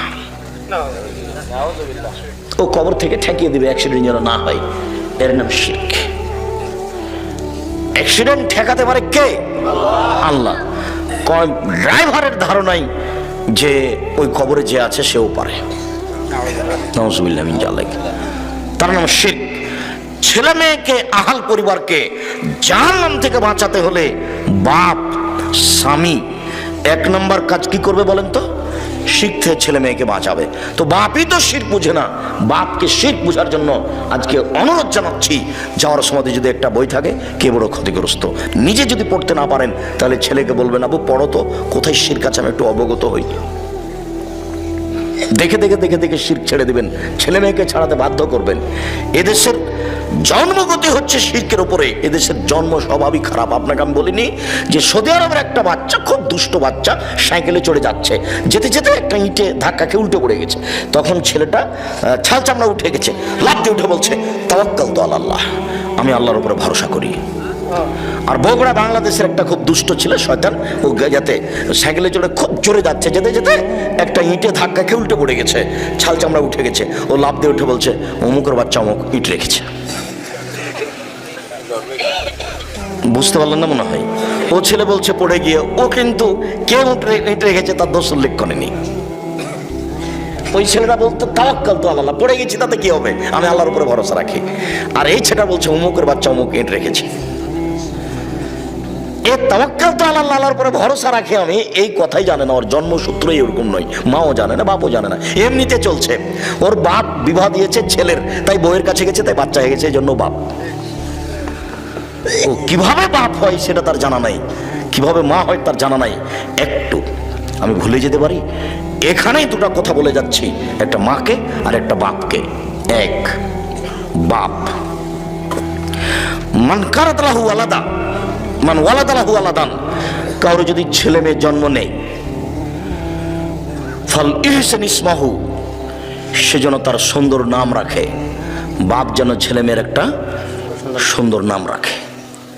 তো তার ছেলেটার নাম লিটন, লিটন বলেই ডাকছে বাপ। বাপেরও স্বভাব ভালো নয়, মায়েরও নয়। তার আবার বলছে যে ভালো নাম আর একটা আছে, ডাকে খারাপ নাম বলে, আর ভালো নাম আর একটা আছে। তার মানে গতি স্বভাবই উল্টা। সুন্দর নাম রাখতে হবে। ও আদাবাহু, সুন্দর শিষ্টাচার দিতে হবে। শিষ্টাচার তো বাপ মায়ের জানা নাই, শিষ্টাচার কাকে বলে একটু পরে আমরা আসছি। ফাইজা বালাগা, ছেলে মেয়ে যখন বড় হয়ে যাবে, ফলে ইজবে জহু, বাপ তার বিবাহ দিয়ে দিবে। ফাইজা বালাগা, ছেলে মেয়ে যদি বড় হয়ে যায়, ওলা মিজবে জহু, যদি বাপ তার বিবাহ না দেয়, ফাইন আসাবা ইসমান, ওই ছেলে মেয়ে যদি পাপ করে, ফাইন ইসমলা আবিহে, সে পাপ তার বাপের হবে। ক্লাস শিশুতে মেয়েটাকে ভর্তি করেছেন, যায় আসে, পঞ্চমে উঠেছে তখন মেয়েটা যুবতী, অষ্টমে উঠেছে তখন মেয়েটা যুবতী, ওই পোশাকে যাচ্ছে। এখন যত মানুষ দেখছে, সমস্ত মানুষের যত পাপ হচ্ছে, তত পাপ আপনার মেয়ের হচ্ছে, ওই পরিমাণ পাপ আপনার হচ্ছে, সমান সমান।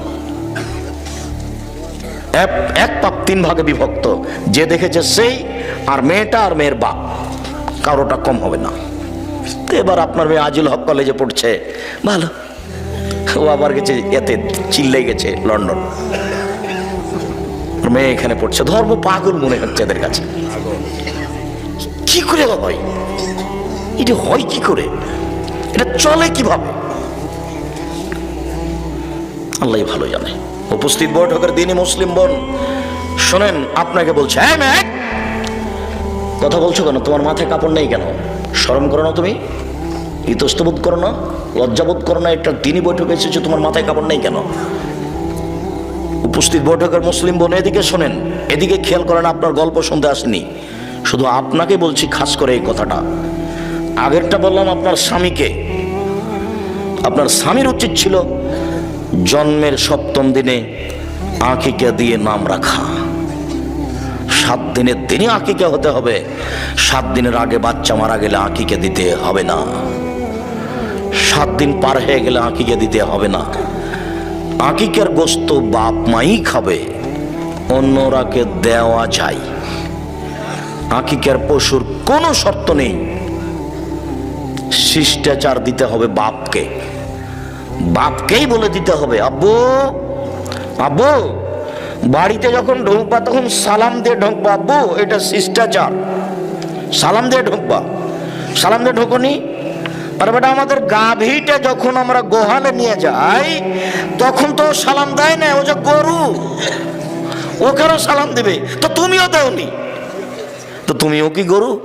বুঝেও বুঝে না ওরা, অন্তর আছে বুঝে না, দেখেও দেখে না ওরা, চক্ষু আছে দেখে না, শোনেও শোনে না ওরা, কান আছে শোনে না। উলাইকা কাল আনাম, তারা পশু প্রাণীর মতো, তারা গরু ছাগলের মতো, তারা কুকুর শ্রীগেলের মতো, বাল হওয়া জাল বরং তার চেয়ে খারাপ। গরু ছাগল যখন গোহালে যায় তখন সালাম দিতে পারে না, ও সালাম দেওয়ার বস্তু নয়। কিন্তু আপনি দিবেন, আপনিও দিলেন না। আল্লাহ এখন বলছেন তুমি কি গরু ছাগলের মতো হয়ে গেছো? তুমি দিলে না কেন? পরের বাক্যে যে আল্লাহ বলছেন যে কুকুর শ্রীগেলের ছাই খারাপ, এইটাকে, এটা তোমার বাপ। আব্দুর রাজ্জাক সাহেব আপনাকে অনেক সম্মান করি, আমার বাপ কুকুর শ্রীগেলের চেয়ে খারাপ এই কথা বলছেন কেন? আপনাকে খুব ভালোবেসে নিয়ে এসেছি, কথা একটু বিবেচনা করে বলেন, নাহলে আমরা খুব কষ্ট পাবো। আমার বাপ কুকুর শ্রীগেলের চেয়ে খারাপ এই কথা বলছেন কেন? আমি তোমার আব্বাকে কুকুর শ্রীগেলের চেয়ে খারাপ বলিনি, তবে তোমার দাদা মরা 10 বছর হলো, এটা বগুড়া নয়? হ্যাঁ, বগুড়ার স্বভাব আমার খুব ভালো জানা আছে। তোমার দাদা মরা 10 বছর হলো, তোমার দাদার জমি জায়গা তোমার বাপ সকালে পাবে আর তোমার ফুফু বিকেলে পাবে, এরকম না? একসাথে। তো 10 বছর থেকে তোমার বাপ জমি খাচ্ছে, কই তোমার ফুফুকে তো দেয়নি। তোমার বাপ যদি কুকুর শ্রীগেলের চেয়ে খারাপ না হয় তাহলে খারাপ কে? তুমি আজকে তোমার বাপকে বলে দিও, আব্বা ভাগ্য ছাড়া দুনিয়াতে আসেনি, ভাগ্য নিয়ে এসেছি আব্বা। ভাগ্যে যদি জমিদারি থাকে জমিদারি করেই খাবো, ভাগ্যে যদি ভিক্ষা করা থাকে ভিক্ষা করেই খাবো, ফুফুর জমি খাবো না। এই কথা তোমার বাপকে বলিও, সন্ধ্যা হতে তোমার ফুফুকে যেন তোমার বাপ জমি ভাগ করে দেয়। দিতেই হবে, তোমার বাপ দিতে বাধ্য। তোমার বাপের বিচারের মাঠে দেরিতে হবে। যে জাকাত ওসর দেয়নি, ধানের ওসর দেয়নি, টাকার জাকাত দেয়নি, সেও জালেম, তোমার বাপও জালেম। তো ওসর দিল না তো জালেম কিভাবে? ও ফকিরের টাকা মেরে খেয়েছে, এই জন্য। ওসর যদি কেউ খেয়ে নেয়, না দেয়, তাহলে ধানের ওসর তাহলে কার ধানটা মেরে খেলো? ফকিরের। ও তো ধানটা তো ওর নয়, ওই ধানটা কার? ওটা ফকিরের। তো এটা তোমার বাপ মেরে খেলো, তোমার বাপের বিচার দেরিতে হবে, জালেমের বিচার দেরিতে হবে, তোমার বাপেরও বিচার দেরিতে হবে। তোমার বাপ তোমার ফুফুর জমি মেরে খেয়েছে, আর দেরিতে বিচার মানে বুঝো, বিচারের মাঠে ভালো মানুষের বিচারের সময়সীমা হলো ফরজ সালাতের সমান। ধরে নাও মাগরিব সালাতের 3 রাকাত সালাত, 3 রাকাত আদায় করতে কতক্ষণ লাগবে? 5-7 মিনিট। জোহরের 4 রাকাত সালাত কত সময় লাগবে? 5-10 মিনিট। তাহলে বিচারের মাঠে ভালো মানুষের বিচারের সময়সীমা হলো 5 মিনিট, 7 মিনিট, 10 মিনিট, 1 ওয়াক্ত সালাত আদায় করার সমান। আবার আল্লাহ নবী বলেছেন যে যার বিচার দেরিতে হবে ওর চেয়ে যার বিচার তাড়াতাড়ি হবে ও 500 বছর আগে যাবে। তো এক যদি বিচার হতে 3 দিন দেরি হয় তাহলে তোমার বাপকে ঠেকে থাকতে হচ্ছে 1.5 লক্ষ বছর। অথচ বিচারের মাঠে ভালো মানুষের সময়সীমা কত? 5 মিনিট, 7 মিনিট, 10 মিনিট, মানে মূল কথাটা মনে থাকবে তো? ভালো মানুষের বিচারের সময়সীমা কত বলেন তো? 1 ওয়াক্ত ফরজ সালাত আদায়ের সমান। তা আমরা ফরজ সালাতের একটা সময় ধরলাম যে এরকম হতে পারে। কথা বুঝতে পেরেছেন তো? আল্লাহর নবী ফরজ বিচারের মাঠের সময়সীমাটা কি দিয়ে বুঝিয়েছেন? ফরজ সালাতের সময় দিয়ে বুঝিয়েছেন। আবার বলেছেন যে গরিব মানুষ 500 বছর আগে চলে যাবে ধনী মানুষের। আবার বলেছেন একদিন সমান 50,000 বছর। আবার বলেছেন জালেমের বিচার দেরিতে হবে। যেমন যে সুদ খেয়েছে তার বিচার দেরিতে হবে। কেন? বিচারের মাঠে একটা রক্তের নদী বানানো হবে, দিয়ে ওই লোককে ফেলে দেওয়া হবে, দিয়ে তার মুখের উপরে পাথর মেরে থেকে মারতে থাকা হবে। চলবে চলবে চলবে, তার মানে বিচার তার পরে হবে। চলবে কত দিন দেরি হবে আল্লাহ ভালো জানে। তারপরে বিচার হয় জাহান্নাম না জান্নাত। ও সুদ খেয়েছে সেজন্য বিচার মাঠে এইভাবে। একটা লোক যাকাত দেয়নি, তো তার ধান শস্যকে সব তার কাঁধে তুলে দেওয়া হবে। ও কাঁধে করে নিয়ে ঘুরবে ঘুরবে, কতদিন ঘুরবে। আবার তার ধান টান যা আছে ওকে সাপ বানিয়ে দেওয়া হবে, গলায় তুলে দেওয়া হবে, বারবার দংশন করবে আর চলতে থাকবে। কতদিন দেরি হবে আল্লাহ ভালো জানেন। আবার যদি সেগুলো গরু ছাগল মহিষ হয় তাহলে ওকে ফেলে দিবে, দিয়ে তখন গরু ওকে শিং দিয়ে গুতাতে থাকবে আর পা দিয়ে ডলতে থাকবে। কতদিন চলবে আল্লাহ ভালো জানে। যদি 3 দিন দেরি হয় তোমার বাপের ওসর না দেওয়ার কারণে বিচারের, তারা 1.5 লক্ষ বছর দেরি হলো। আর ওইদিকে তোমার বাপ জালেম, তোমার ফুফুর জমি তোমাকে দেয়, তোমার বাপ দেয়নি, তাহলে ও তো কুকুর ছিঁড়ে চেয়ে খারাপ। ওর বিচার কত দেরিতে হবে আল্লাহ ভালো জানে। তাহাজ্জুদ পড়লেও হবে না। ওইটা ভিন্ন জিনিস, সেটা ভিন্ন জিনিস। ছেলে নাই, শুধু মেয়ে, সেই জন্য বাপে কি করেছে? সবটুকু জমি মেয়েদের নামে লিখে চলে গেছে।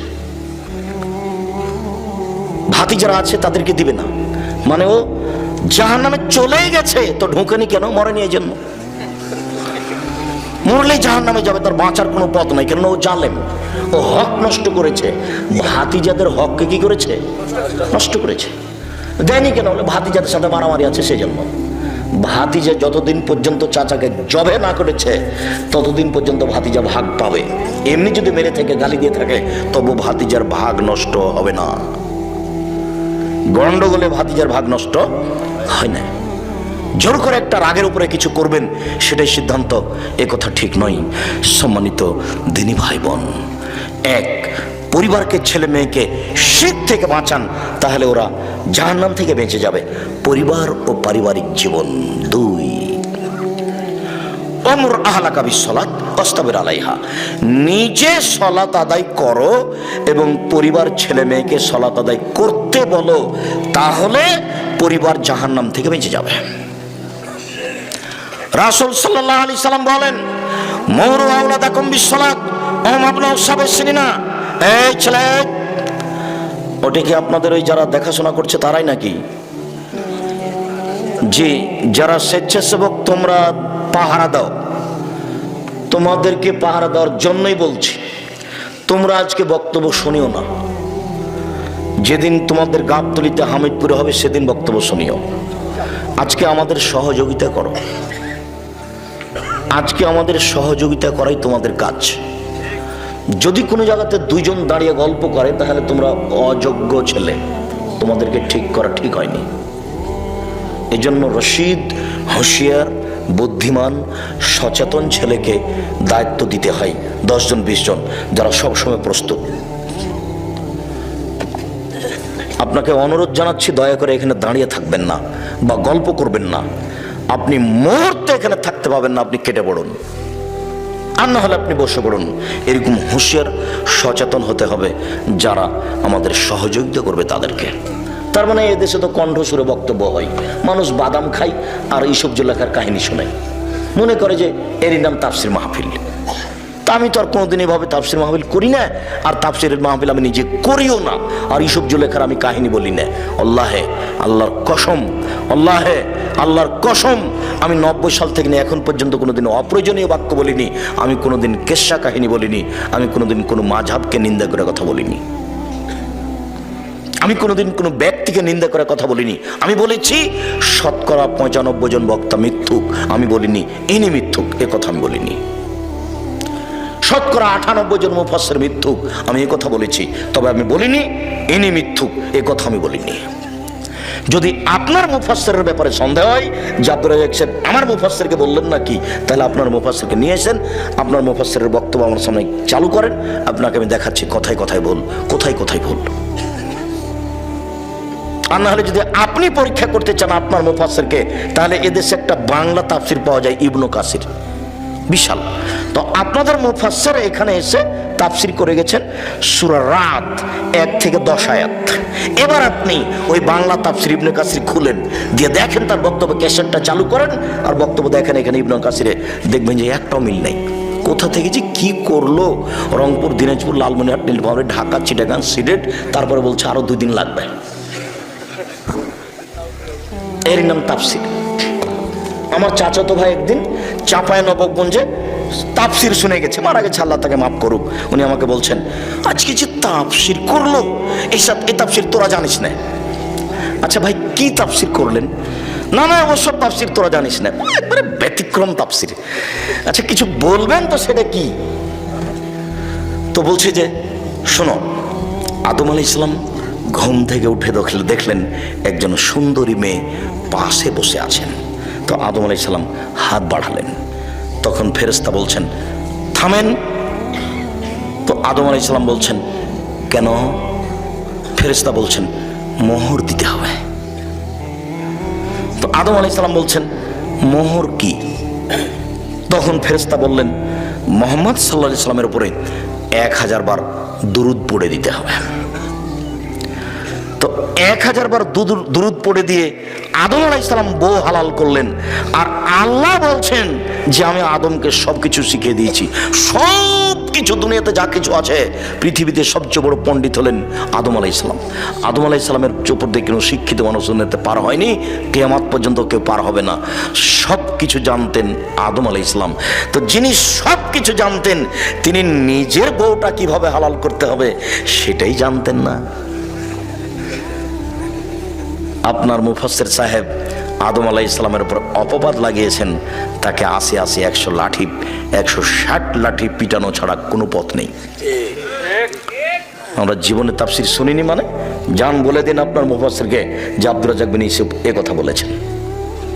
আর জীবনে যেন আপনার উস্তাদ আর কোনোদিন তাফসির না করে, তার একটা ঘটনাই যথেষ্ট, যে জীবনে কোনোদিন তাফসির করতে পাবেন না উনি।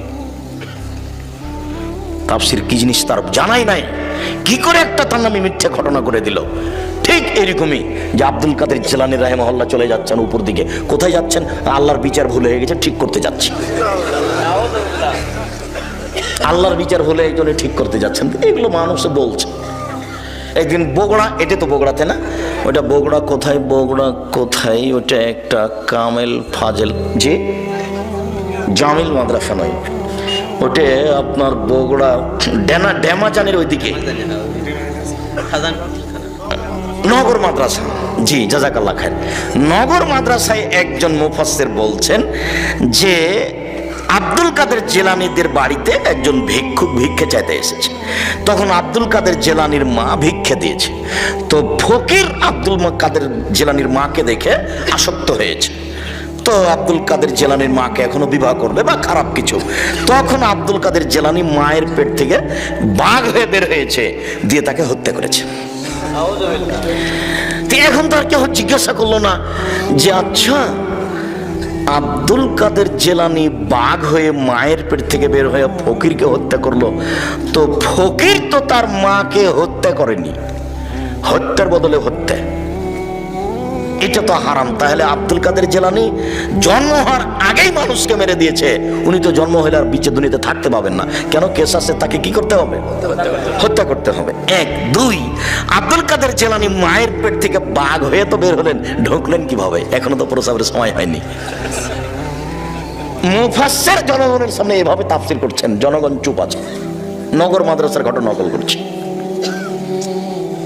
অবাক হতে হবে, অবাক।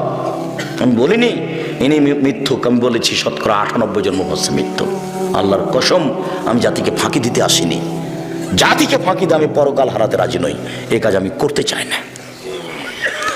সম্মানিত দিনী ভাই বোন, রাসূল সাল্লাল্লাহু আলাইহি সাল্লাম বলেন মুরু আওলাদাকুম বিসসালাত ওহুম আবনাউ সাবঈ সিনিনা, তোমরা তোমাদের ছেলে মেয়েকে সালাত আদায় করতে বলো 7 বছর বয়সে।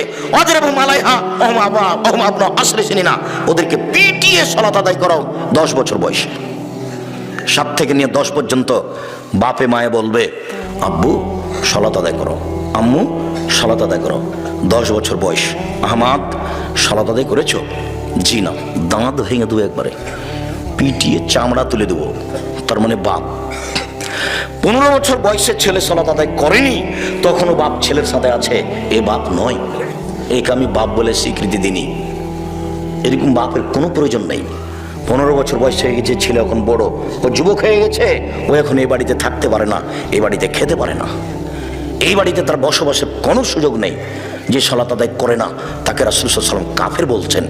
সালাতই এমন একটা ইবাদত, আশ্চর্য ইবাদত, যার উপরে নির্ভর করে অন্যান্য ইবাদত। সালাত আছে, নামাজ আছে, তো সব ইবাদত আছে। নামাজ নেই তো কিছুই নেই। রাসূল সাল্লাল্লাহু আলাইহি ওয়াসাল্লাম বলছেন, শোনো যে লোকটা জান্নাতে চলে গেছে, এই লোকটা জান্নাতে চলে গেছে। কেন? রাস্তায় একটা গাছ পড়েছিল, কেটে সরিয়ে দিয়েছে, এই জন্য। তো তাহলে গাছটাতে অসুবিধা হচ্ছিল, সেই জন্য জান্নাতে চলে গেছে। তো একটা কুকুর আপনাদের বাড়ির সামনে মরে পড়ে আছে রাস্তায়, মানুষ যেতে খুব কষ্ট পাচ্ছে, এখন আপনি কুকুরটা সরিয়ে দিয়েছেন, কোনো জায়গাতে পুঁতে দিয়েছেন, এর বিনিময়ে জান্নাত। হাদিস বুখারী মুসলিম। চেয়ারম্যানকে সরাতে হবে না, আপনাকেই সরাতে হবে, বিনিময় জান্নাত। হাদিস বুখারী মুসলিম। এটা আমি বলিনি, এটা মুহাম্মদ সাল্লাল্লাহু আলাইহি ওয়াসাল্লাম বলেছেন। এখন আপনার নামাজ নেই, এখন এই নেকিটা থাকবে না, এটা কেটে যাবে, অথচ খুব দামি নেকি। নামাজ এক আশ্চর্য ইবাদত, যার উপরে নির্ভর করে অন্যান্য ইবাদত। আপনি তো বহুদূরের কথা, 15 বছর বয়সের ছেলে আপনার বাড়িতে আছে, নামাজ পড়ে না, তখন আপনি বাপ, এ কথা ঠিক নয়। 15 বছর বয়সের মেয়ে নামাজ পড়ে না, তখন আপনি মা বাপ, এ কথা ঠিক নয়। উপস্থিত বৈঠকের মুসলিম বোন, আপনাকে অনুরোধ জানাচ্ছি, এই মেয়ে শোনো, তোমার বয়স 15 বছর, তোমাকে সতর্ক করি। তোমাকে সতর্ক করতে গিয়ে একটা কথা ছেড়ে এসেছি, যাক ওটা পরে হবে। এখানে আপনাকে জরুরিভাবে বলতে চাচ্ছি এই যে আপনার মেয়েটা 15 বছর বয়স, সালাত আদায় করে না, আপনার বাঁচার পথ কোথায়? আপনি কেমন মা? বাধ্য ওযু করে সালাত আদায় করতে হয়, পানি নেই, তায়াম্মুম করে করবেন, মাটি নেই, বিনা ওযুতে বিনা তায়াম্মুমে সালাত আদায় করবেন। দাঁড়িয়ে সালাত আদায় করতে হয়, দাঁড়িয়ে থাকা যায় না, বসে থেকে করবেন, বসে থাকা যায় না, শুয়ে থেকে করবেন। কেবলার দিকে মুখ করে নামাজ পড়তে হয়, কেবলা বোঝা যায় না, কেবলা ছাড়াই নামাজ পড়বেন। পরিষ্কার কাপড় পরে নামাজ পড়তে হয়, পরিষ্কার কাপড় নেই, যে কাপড়ে পেশাব পায়খানা লেগে আছে ওই কাপড় পরেই নামাজ পড়বেন। আমি পেশাব পায়খানা সহ পড়তে বলিনি, যখন নেই তখন আপনি কি করবেন? পরিষ্কার অপরিষ্কার কোনো কাপড়ই নেই, উলঙ্গ হয়ে আছেন, এই অবস্থাতে আপনাকে নামাজ পড়তে হবে না, আপনি বাধ্য। সম্মানিত দিনী ভাই বোন, আমাদের আজকের আলোচনা পরিবার ও পারিবারিক জীবন। পরিবারকে জাহান্নাম থেকে বাঁচানোর দ্বিতীয় পথ হলো সালাত। ছেলে মেয়ে যখন আছে তখন তাকে সালাত আদায় করতে বাধ্য করতে হবে। তৃতীয়, আর রাজুল সাইয়্যিদ ওয়াল মারাতু সাইয়্যিদা। এই পরিবারে স্বামী হচ্ছে কর্তা আর স্ত্রী হচ্ছে কর্ত্রী। স্বামী হচ্ছে কর্তা আর স্ত্রী হচ্ছে কর্ত্রী। নিজের কাজ করে যে তাকে বলে কর্মী, অপরের কাজ দেখে যে তাকে বলে কর্তা। নিজের কাজ করে যে তাকে বলে কর্মী, অপরের কাজ দেখে যে তাকে বলে কর্তা। আপনি নিজে নামাজ পড়ছেন, আপনি কর্মী। যখন আপনার ছেলেকে বলছেন আব্বু আজান হয়েছে, চলো চলো আব্বু, চলো চলো ওযু করে চলো, এখন আপনি কর্তা। আপনার স্ত্রী নিজে উঠে সালাত আদায় করলো রাত্রে, তখন আপনার স্ত্রী মহিলা কর্মী। ঘুম থেকে উঠে আপনার বৌমাকে বলছেন খালেদা আম্মু উঠো, আম্মু উঠো, বৌমা উঠো, আজান হয়ে গেছে, ওযু করে সালাত আদায় করো, এখন আপনার স্ত্রী কর্ত্রী, ও তার দায়িত্ব পালন করছে। ও যদি দায়িত্ব পালন না করে বিচারের মাঠে ঠেকে যাবে, ওর জাহান্নাম হবেই। রাসূল সাল্লাল্লাহু আলাইহি ওয়াসাল্লাম বলছেন ওয়াল মারাতু রাইয়া, স্ত্রী বাড়ির বৌমার শাশুড়ি, মেয়ের মা, একে বিচারের মাঠে অক্ষরে অক্ষরে পরিবারের জবাব দিতে হবে। যদি টিকতে না পারে ফলাফল জাহান্নাম, আপনাকে অক্ষরে অক্ষরে জিজ্ঞাসা করা হবে। যদি টিকতে না পারেন ফলাফল জাহান্নাম। এদিকে একটু জরুরি কথা, দায়িত্বশীল হিসেবে পরিবারের উপরে কঠোরতা। এক, আনফিকালা ইয়ালিক মিন তাওলিক, তুমি তোমার ছেলে মেয়েকে উপার্জন করে খাওয়াও। বাপ ছেলে মেয়েকে খাওয়াবে উপার্জন করে, বাপের জমিদারি দিয়ে, আর না হলে চাকরি ব্যবসা করে, আর না হলে দিন মজুরি করে বাপ ছেলে মেয়েকে খাওয়াবে, আর না হলে বাপ ছেলে মেয়েকে খাওয়াবে ভিক্ষা করে। শেষ পর্যন্ত বাপ ছেলে মেয়েকে কি করে খাওয়াবে? ভিক্ষা করে। মেয়ে কেন গার্মেন্টসে গেল? বাপ বেঁচে থাকাকালীন। কথা বুঝাতে পারিনি আমি মনে হয়। বাপ শেষ পর্যন্ত ছেলে মেয়েকে কি করে খাওয়াবে? ভিক্ষা করে। ছেলে মেয়েকে খাওয়ানোর দায়িত্ব কার? বাবার। এ কথা আল্লাহর নবী বলছেন। আমি বলিনি যে ছেলে মেয়েকে ভিক্ষা করে খাওয়ান, আমি বলছি আপনার বাপের জমিদারি দিয়ে খাওয়ান, সমস্যা নেই। আপনি ব্যবসা করে খাওয়ান, আপনি দিন মজুর করে খাওয়ান। যদি কোনোটাই না থাকে তখন আপনার কি হবে? তখন আপনি শেষ পর্যন্ত ভিক্ষা করে ছেলে মেয়েকে খাওয়াবেন, পড়াবেন। আপনার ছেলে টোকাই হতে পারে না, আপনার ছেলে রাস্তায় নামতে পারে না, গার্মেন্টসে যেতে পারে না। এটা আপনার দায়িত্ব, জরুরি দায়িত্ব। শুনুন, এরপর আল্লাহ রাসূল বলছেন, ওয়ালা তারফা আসাকা আদাবান মিন আহলিক, পরিবার থেকে শিষ্টাচারের লাঠি উঠিয়ে নিও না। ওইখানে তিনি বললেন ছেলে মেয়েকে পিটিয়ে নামাজ পড়াতে হবে, আর এইখানে তিনি বলছেন যে পরিবার থেকে লাঠি উঠানো যাবে না। সময়ে ছেলে মেয়ে স্ত্রীকে লাঠির মাধ্যমেই সংশোধন করতে হবে, এই কথা রাসূল সাল্লাল্লাহু আলাইহি সাল্লাম বলেন। 2, 3, রাসূল সাল্লাল্লাহু আলাইহি সাল্লাম বলছেন, আল্লেক আসাকা আলা বাবেক, তুমি তোমার লাঠিটা তোমার দরজায় ঝুলিয়ে রাখো। তোমার ছেলে মেয়ে দেখে মনে করবে একটু যদি 19-20 হয়, তাহলে আমার আব্বা এই লাঠি দিয়ে সংশোধন করবে। এই কথা রাসূল সাল্লাল্লাহু আলাইহি সাল্লাম বলেন। তিনি আদেশ করেন পরিবারকে কন্ট্রোল করার জন্য লাঠি ব্যবহারের। সাথে সাথে আপনি মনে রাখবেন, পৃথিবীতে সবচেয়ে দামি মানুষ, পৃথিবীতে সবচেয়ে সম্মানী শিক্ষিত মানুষ, এই ছেলে তোমরা খুব সতর্ক থাকো।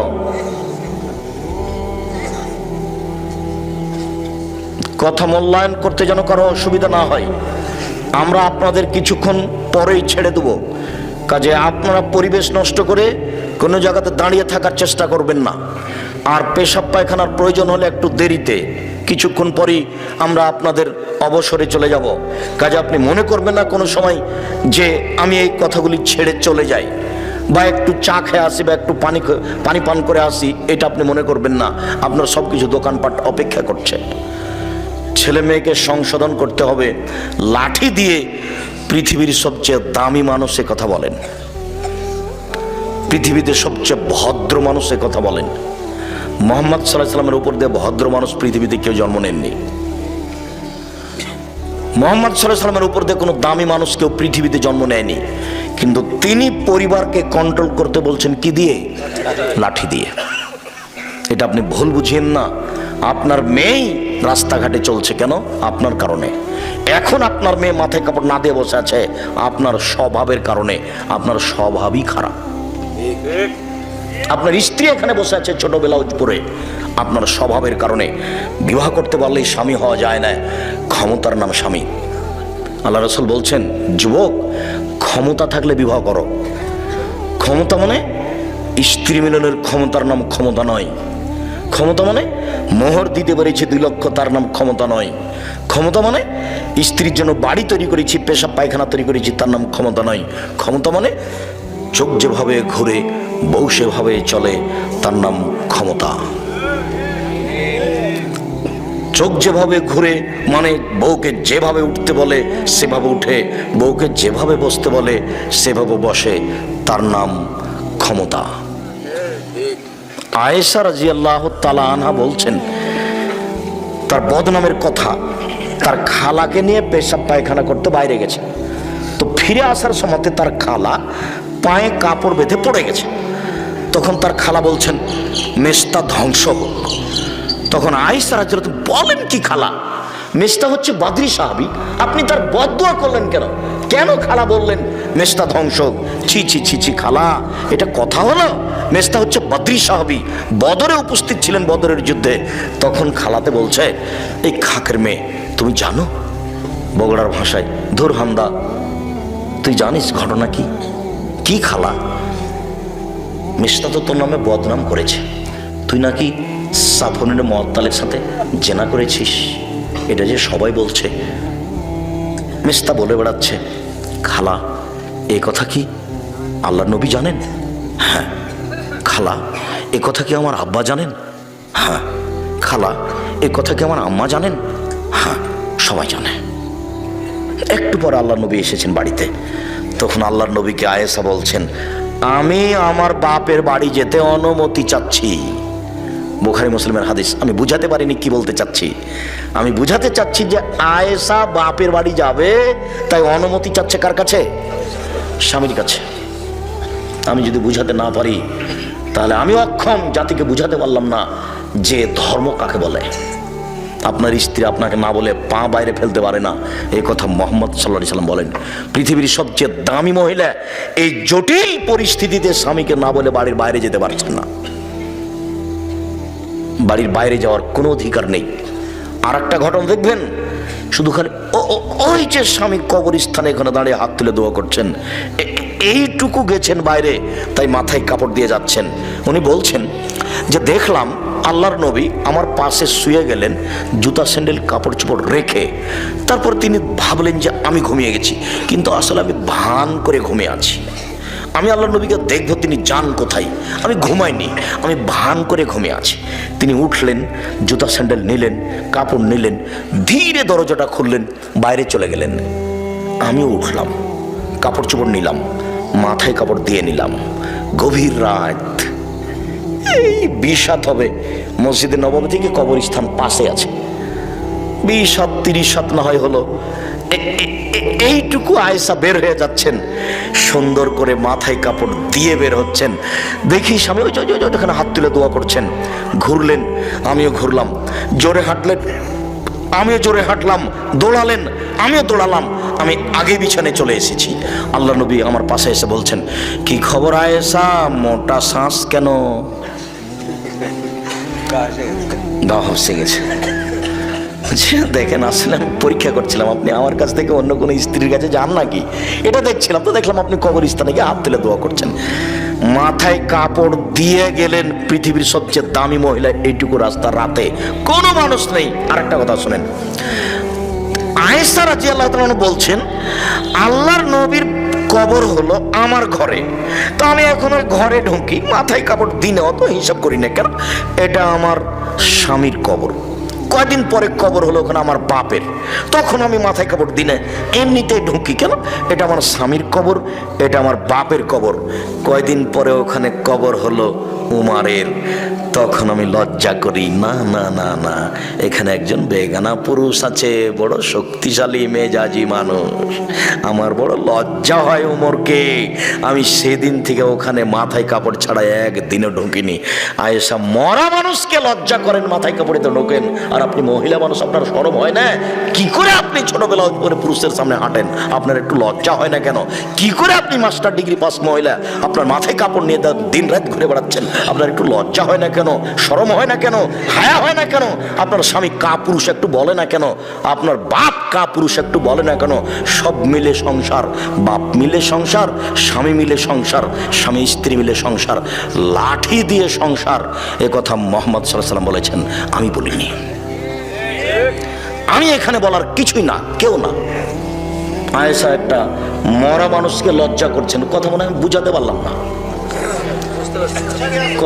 জি, শুকরিয়া, জাযাকুমুল্লাহ খায়র। আপনি কথাটা স্মরণ রাখেন, সময় আপনি বলতে পারবেন যে বিষয়টি এরকম।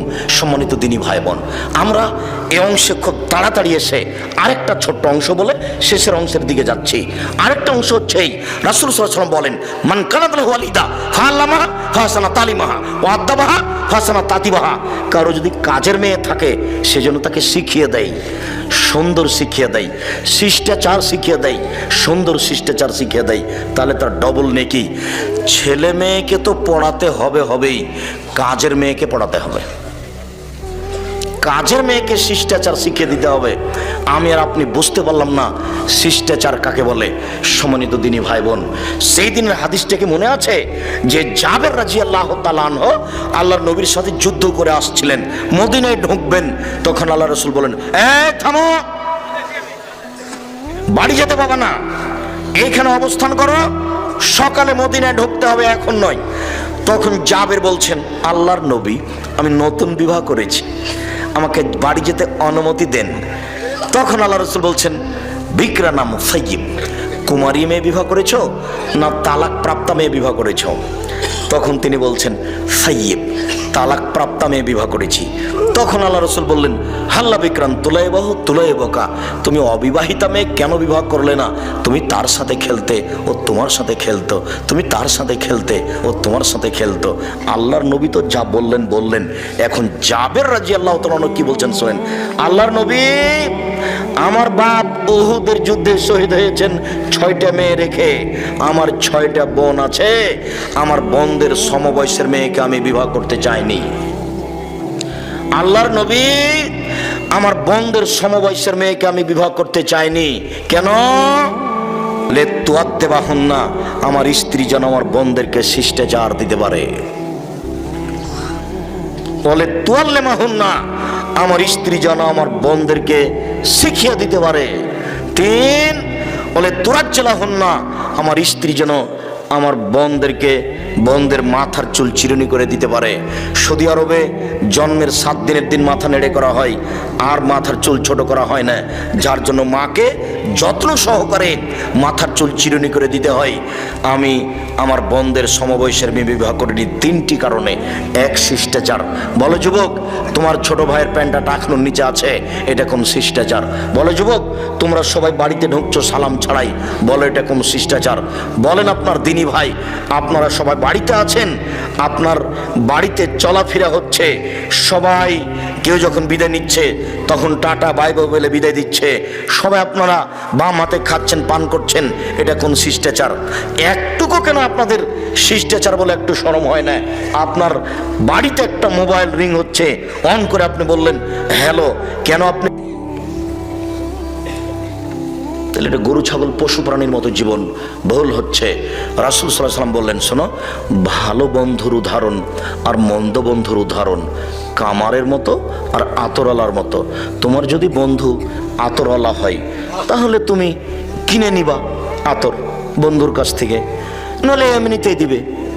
যদি কিনে না নাও, এমনিতেই যদি না দেয়, বন্ধুর পাশে বসে থাকলে আতরের গন্ধ পাবা তো। আল্লাহ নবী বলছেন, হাদিস বুখারী মুসলিম। তো আপনার ছেলের বন্ধু যদি ভালো হয়, আপনার ছেলে ভালো হবেই। আতরওয়ালা যেমন আতরের সেন্টকে ঠেকাতে পারবে না, আপনার ছেলের বন্ধু যদি ভালো হয়, তার ভালো চালচলন ঠেকাতে পারবে না, আপনার ছেলের কাছে চলে আসবে। আপনার মেয়ের বান্ধবী যদি ভালো হয়, তাহলে আপনার মেয়ে ভালো হয়ে যাবে, ওই গতিতেই সে গড়ে উঠবে। এই কথা রাসূল সাল্লাল্লাহু আলাইহি ওয়াসাল্লাম বলেন। তিনি বলেন, কারো বন্ধু যদি কামার হয়, কর্মকার হয়, তাহলে হয়তো বা পাশে বসে থাকলে আগুন ছিটকে এসে কাপড় জ্বলে যেতে পারে। যদি আগুন ছিটকে কাপড় না জ্বলে, তাহলে পাশে বসে থাকলে নাকে মুখে ধোঁয়া লাগবে। কামারের পাশে বসে থেকে নাকে মুখে ধোঁয়া লাগবে না, এই কথা যেমন মিথ্যে, আপনার ছেলের বন্ধু খারাপ, আপনার ছেলে খারাপ হবে না, এই কথা তেমনি মিথ্যে। কামারের পাশে বসে থেকে নাকে মুখে ধোঁয়া লাগবে না, এই কথা যেমন মিথ্যে, আপনার মেয়ের বান্ধবী খারাপ, আপনার মেয়ে খারাপ হবে না, এই কথা তেমনি মিথ্যে। শুনুন, কামারের পাশে বসে থেকে নাকে মুখে ধোঁয়া লাগবে না, এই কথা যেমন মিথ্যে, যে দল করেন সেই দলের প্রতিক্রিয়া আপনার ভিতরে আসবে না, এই কথা তেমনি মিথ্যে। 2 বোন খুব ভদ্র নম্র, দেখতেও সুন্দর, চালচলন ভালো, একজন আর একজনকে ছেড়ে থাকতে পারতো না, যমজ বোন, মাস্টার ডিগ্রি পাস করেছে, 2 বোন একসাথেই থাকে, একসাথেই চলে। বিবাহ হয়েছে একজনের বিএনপির লোকের সাথে আর একজনের আওয়ামী লীগ লোকের সাথে, 2 বোন আর কথা বলে না। ওটা হতেই হবে, কোনো পথ নেই। ওটা আল্লাহর নবী বলছেন। আপনার ছেলের সবচেয়ে খারাপ বন্ধু হলো মোবাইল। তুমি মোবাইল ব্যবহার করো না, এটা তোমার উপরে প্রথম জরুরি আদেশ। উপস্থিত বৈঠকের মুসলিম বোন, এটা তোমার বাপ মায়ের অযোগ্যতা, তুমি মোবাইল ব্যবহার করবাই না। তোমার বাপের মোবাইলে রিং হচ্ছে, ধরবা না, শেষ পর্যন্ত ধরোই, তাহলে অন করে দিয়ে বলবে, জি আসসালামু আলাইকুম, কে বলছিলেন? আমার আব্বা বাড়িতে নাই, পরে কথা বলিয়েন, রেখে দাও, তাহলে তোমার নাম্বারটাও নিবে না। আর তুমি যদি অন করে দিয়ে বলো, ভাইয়া কে বলছিলে ভাইয়া, তাহলে তো তোমার নাম্বার ধরে রাখবে, নারীদের কণ্ঠ নারী, একথা আল্লাহ বলেন। নারীদের কণ্ঠ নারী, একথা আল্লাহ বলেন। নারীদের কণ্ঠ নারী, একথা আল্লাহ বলেন। তোমাকে একটু বিবেচনা করে চলতে হবে। পুরুষকে বিপদে ফেলে পাপী করে দিয়ে নিজেকে শিক্ষিতা মেয়ে মনে করো না। পুরুষকে জাহান্নামের দিকে ঠেলে দিয়ে নিজেকে বুদ্ধিমতী শিক্ষিতা মনে করিও না। নিজেকেও জাহান্নামে যেতে হবে ওর সাথে সাথে। যুবক, তোমাকে বলছি, সেই দিনও বলে গেছি, আজকেও বলছি, যে তোমার মোবাইলে আজ থেকে যেন কোনো মেয়ের নাম্বার না থাকে। শোনো, খুব জটিল কাজ। তুমি যদি এখন তোবা করো যে আর কোনোদিন আমি কথা বলবো না, এ বলে যদি তোবা করো তুমি, তো তুমি ঘরে একাই আছো, কেউ নেই, আজকেই ঘরে একাই আছো, কেউ নেই, ধীরে তোমার হাতটা মোবাইলে চলে যাবে। শক্তিশালী সদস্য শয়তান, ও রগে রগে চলতে পারে। যখনই একাই থাকার কারণে এখানে তোবা করে গেলে আর তার সাথে কোনোদিন কথা বলবো না, ঘরে একাই ধীরে হাতটা চলে গেল।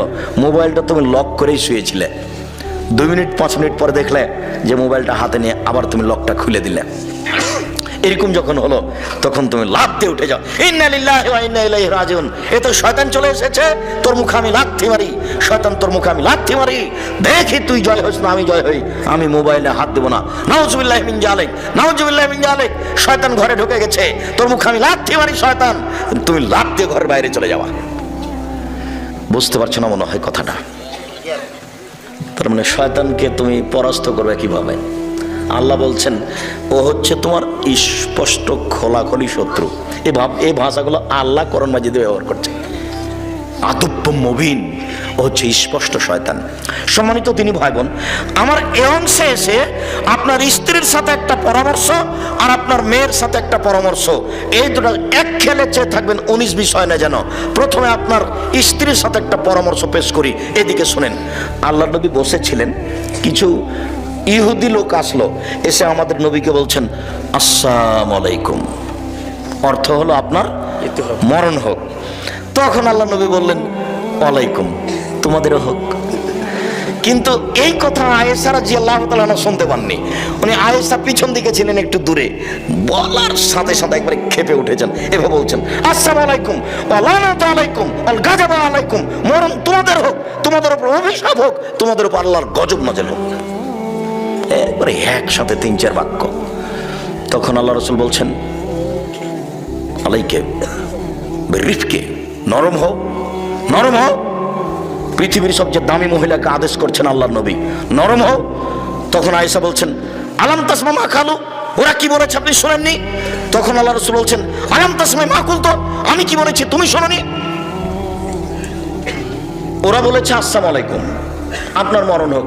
আমি বলেছি ওয়ালাইকুম, তোমাদের হোক।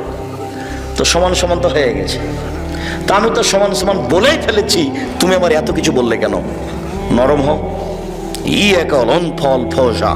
কঠোর হয় না, কর্কশ হয় না, নরম ভাষাতে কথা বলিও। পৃথিবীর সবচেয়ে দামি মহিলা হচ্ছেন আয়েশা রাদিয়াল্লাহু তাআলা আনহা। তিনি বলেন কামলা মিনার রেজালে কাসির ওয়ালাম ইয়াকবুল মিনান নিসায়ে ইল্লা সালাসা।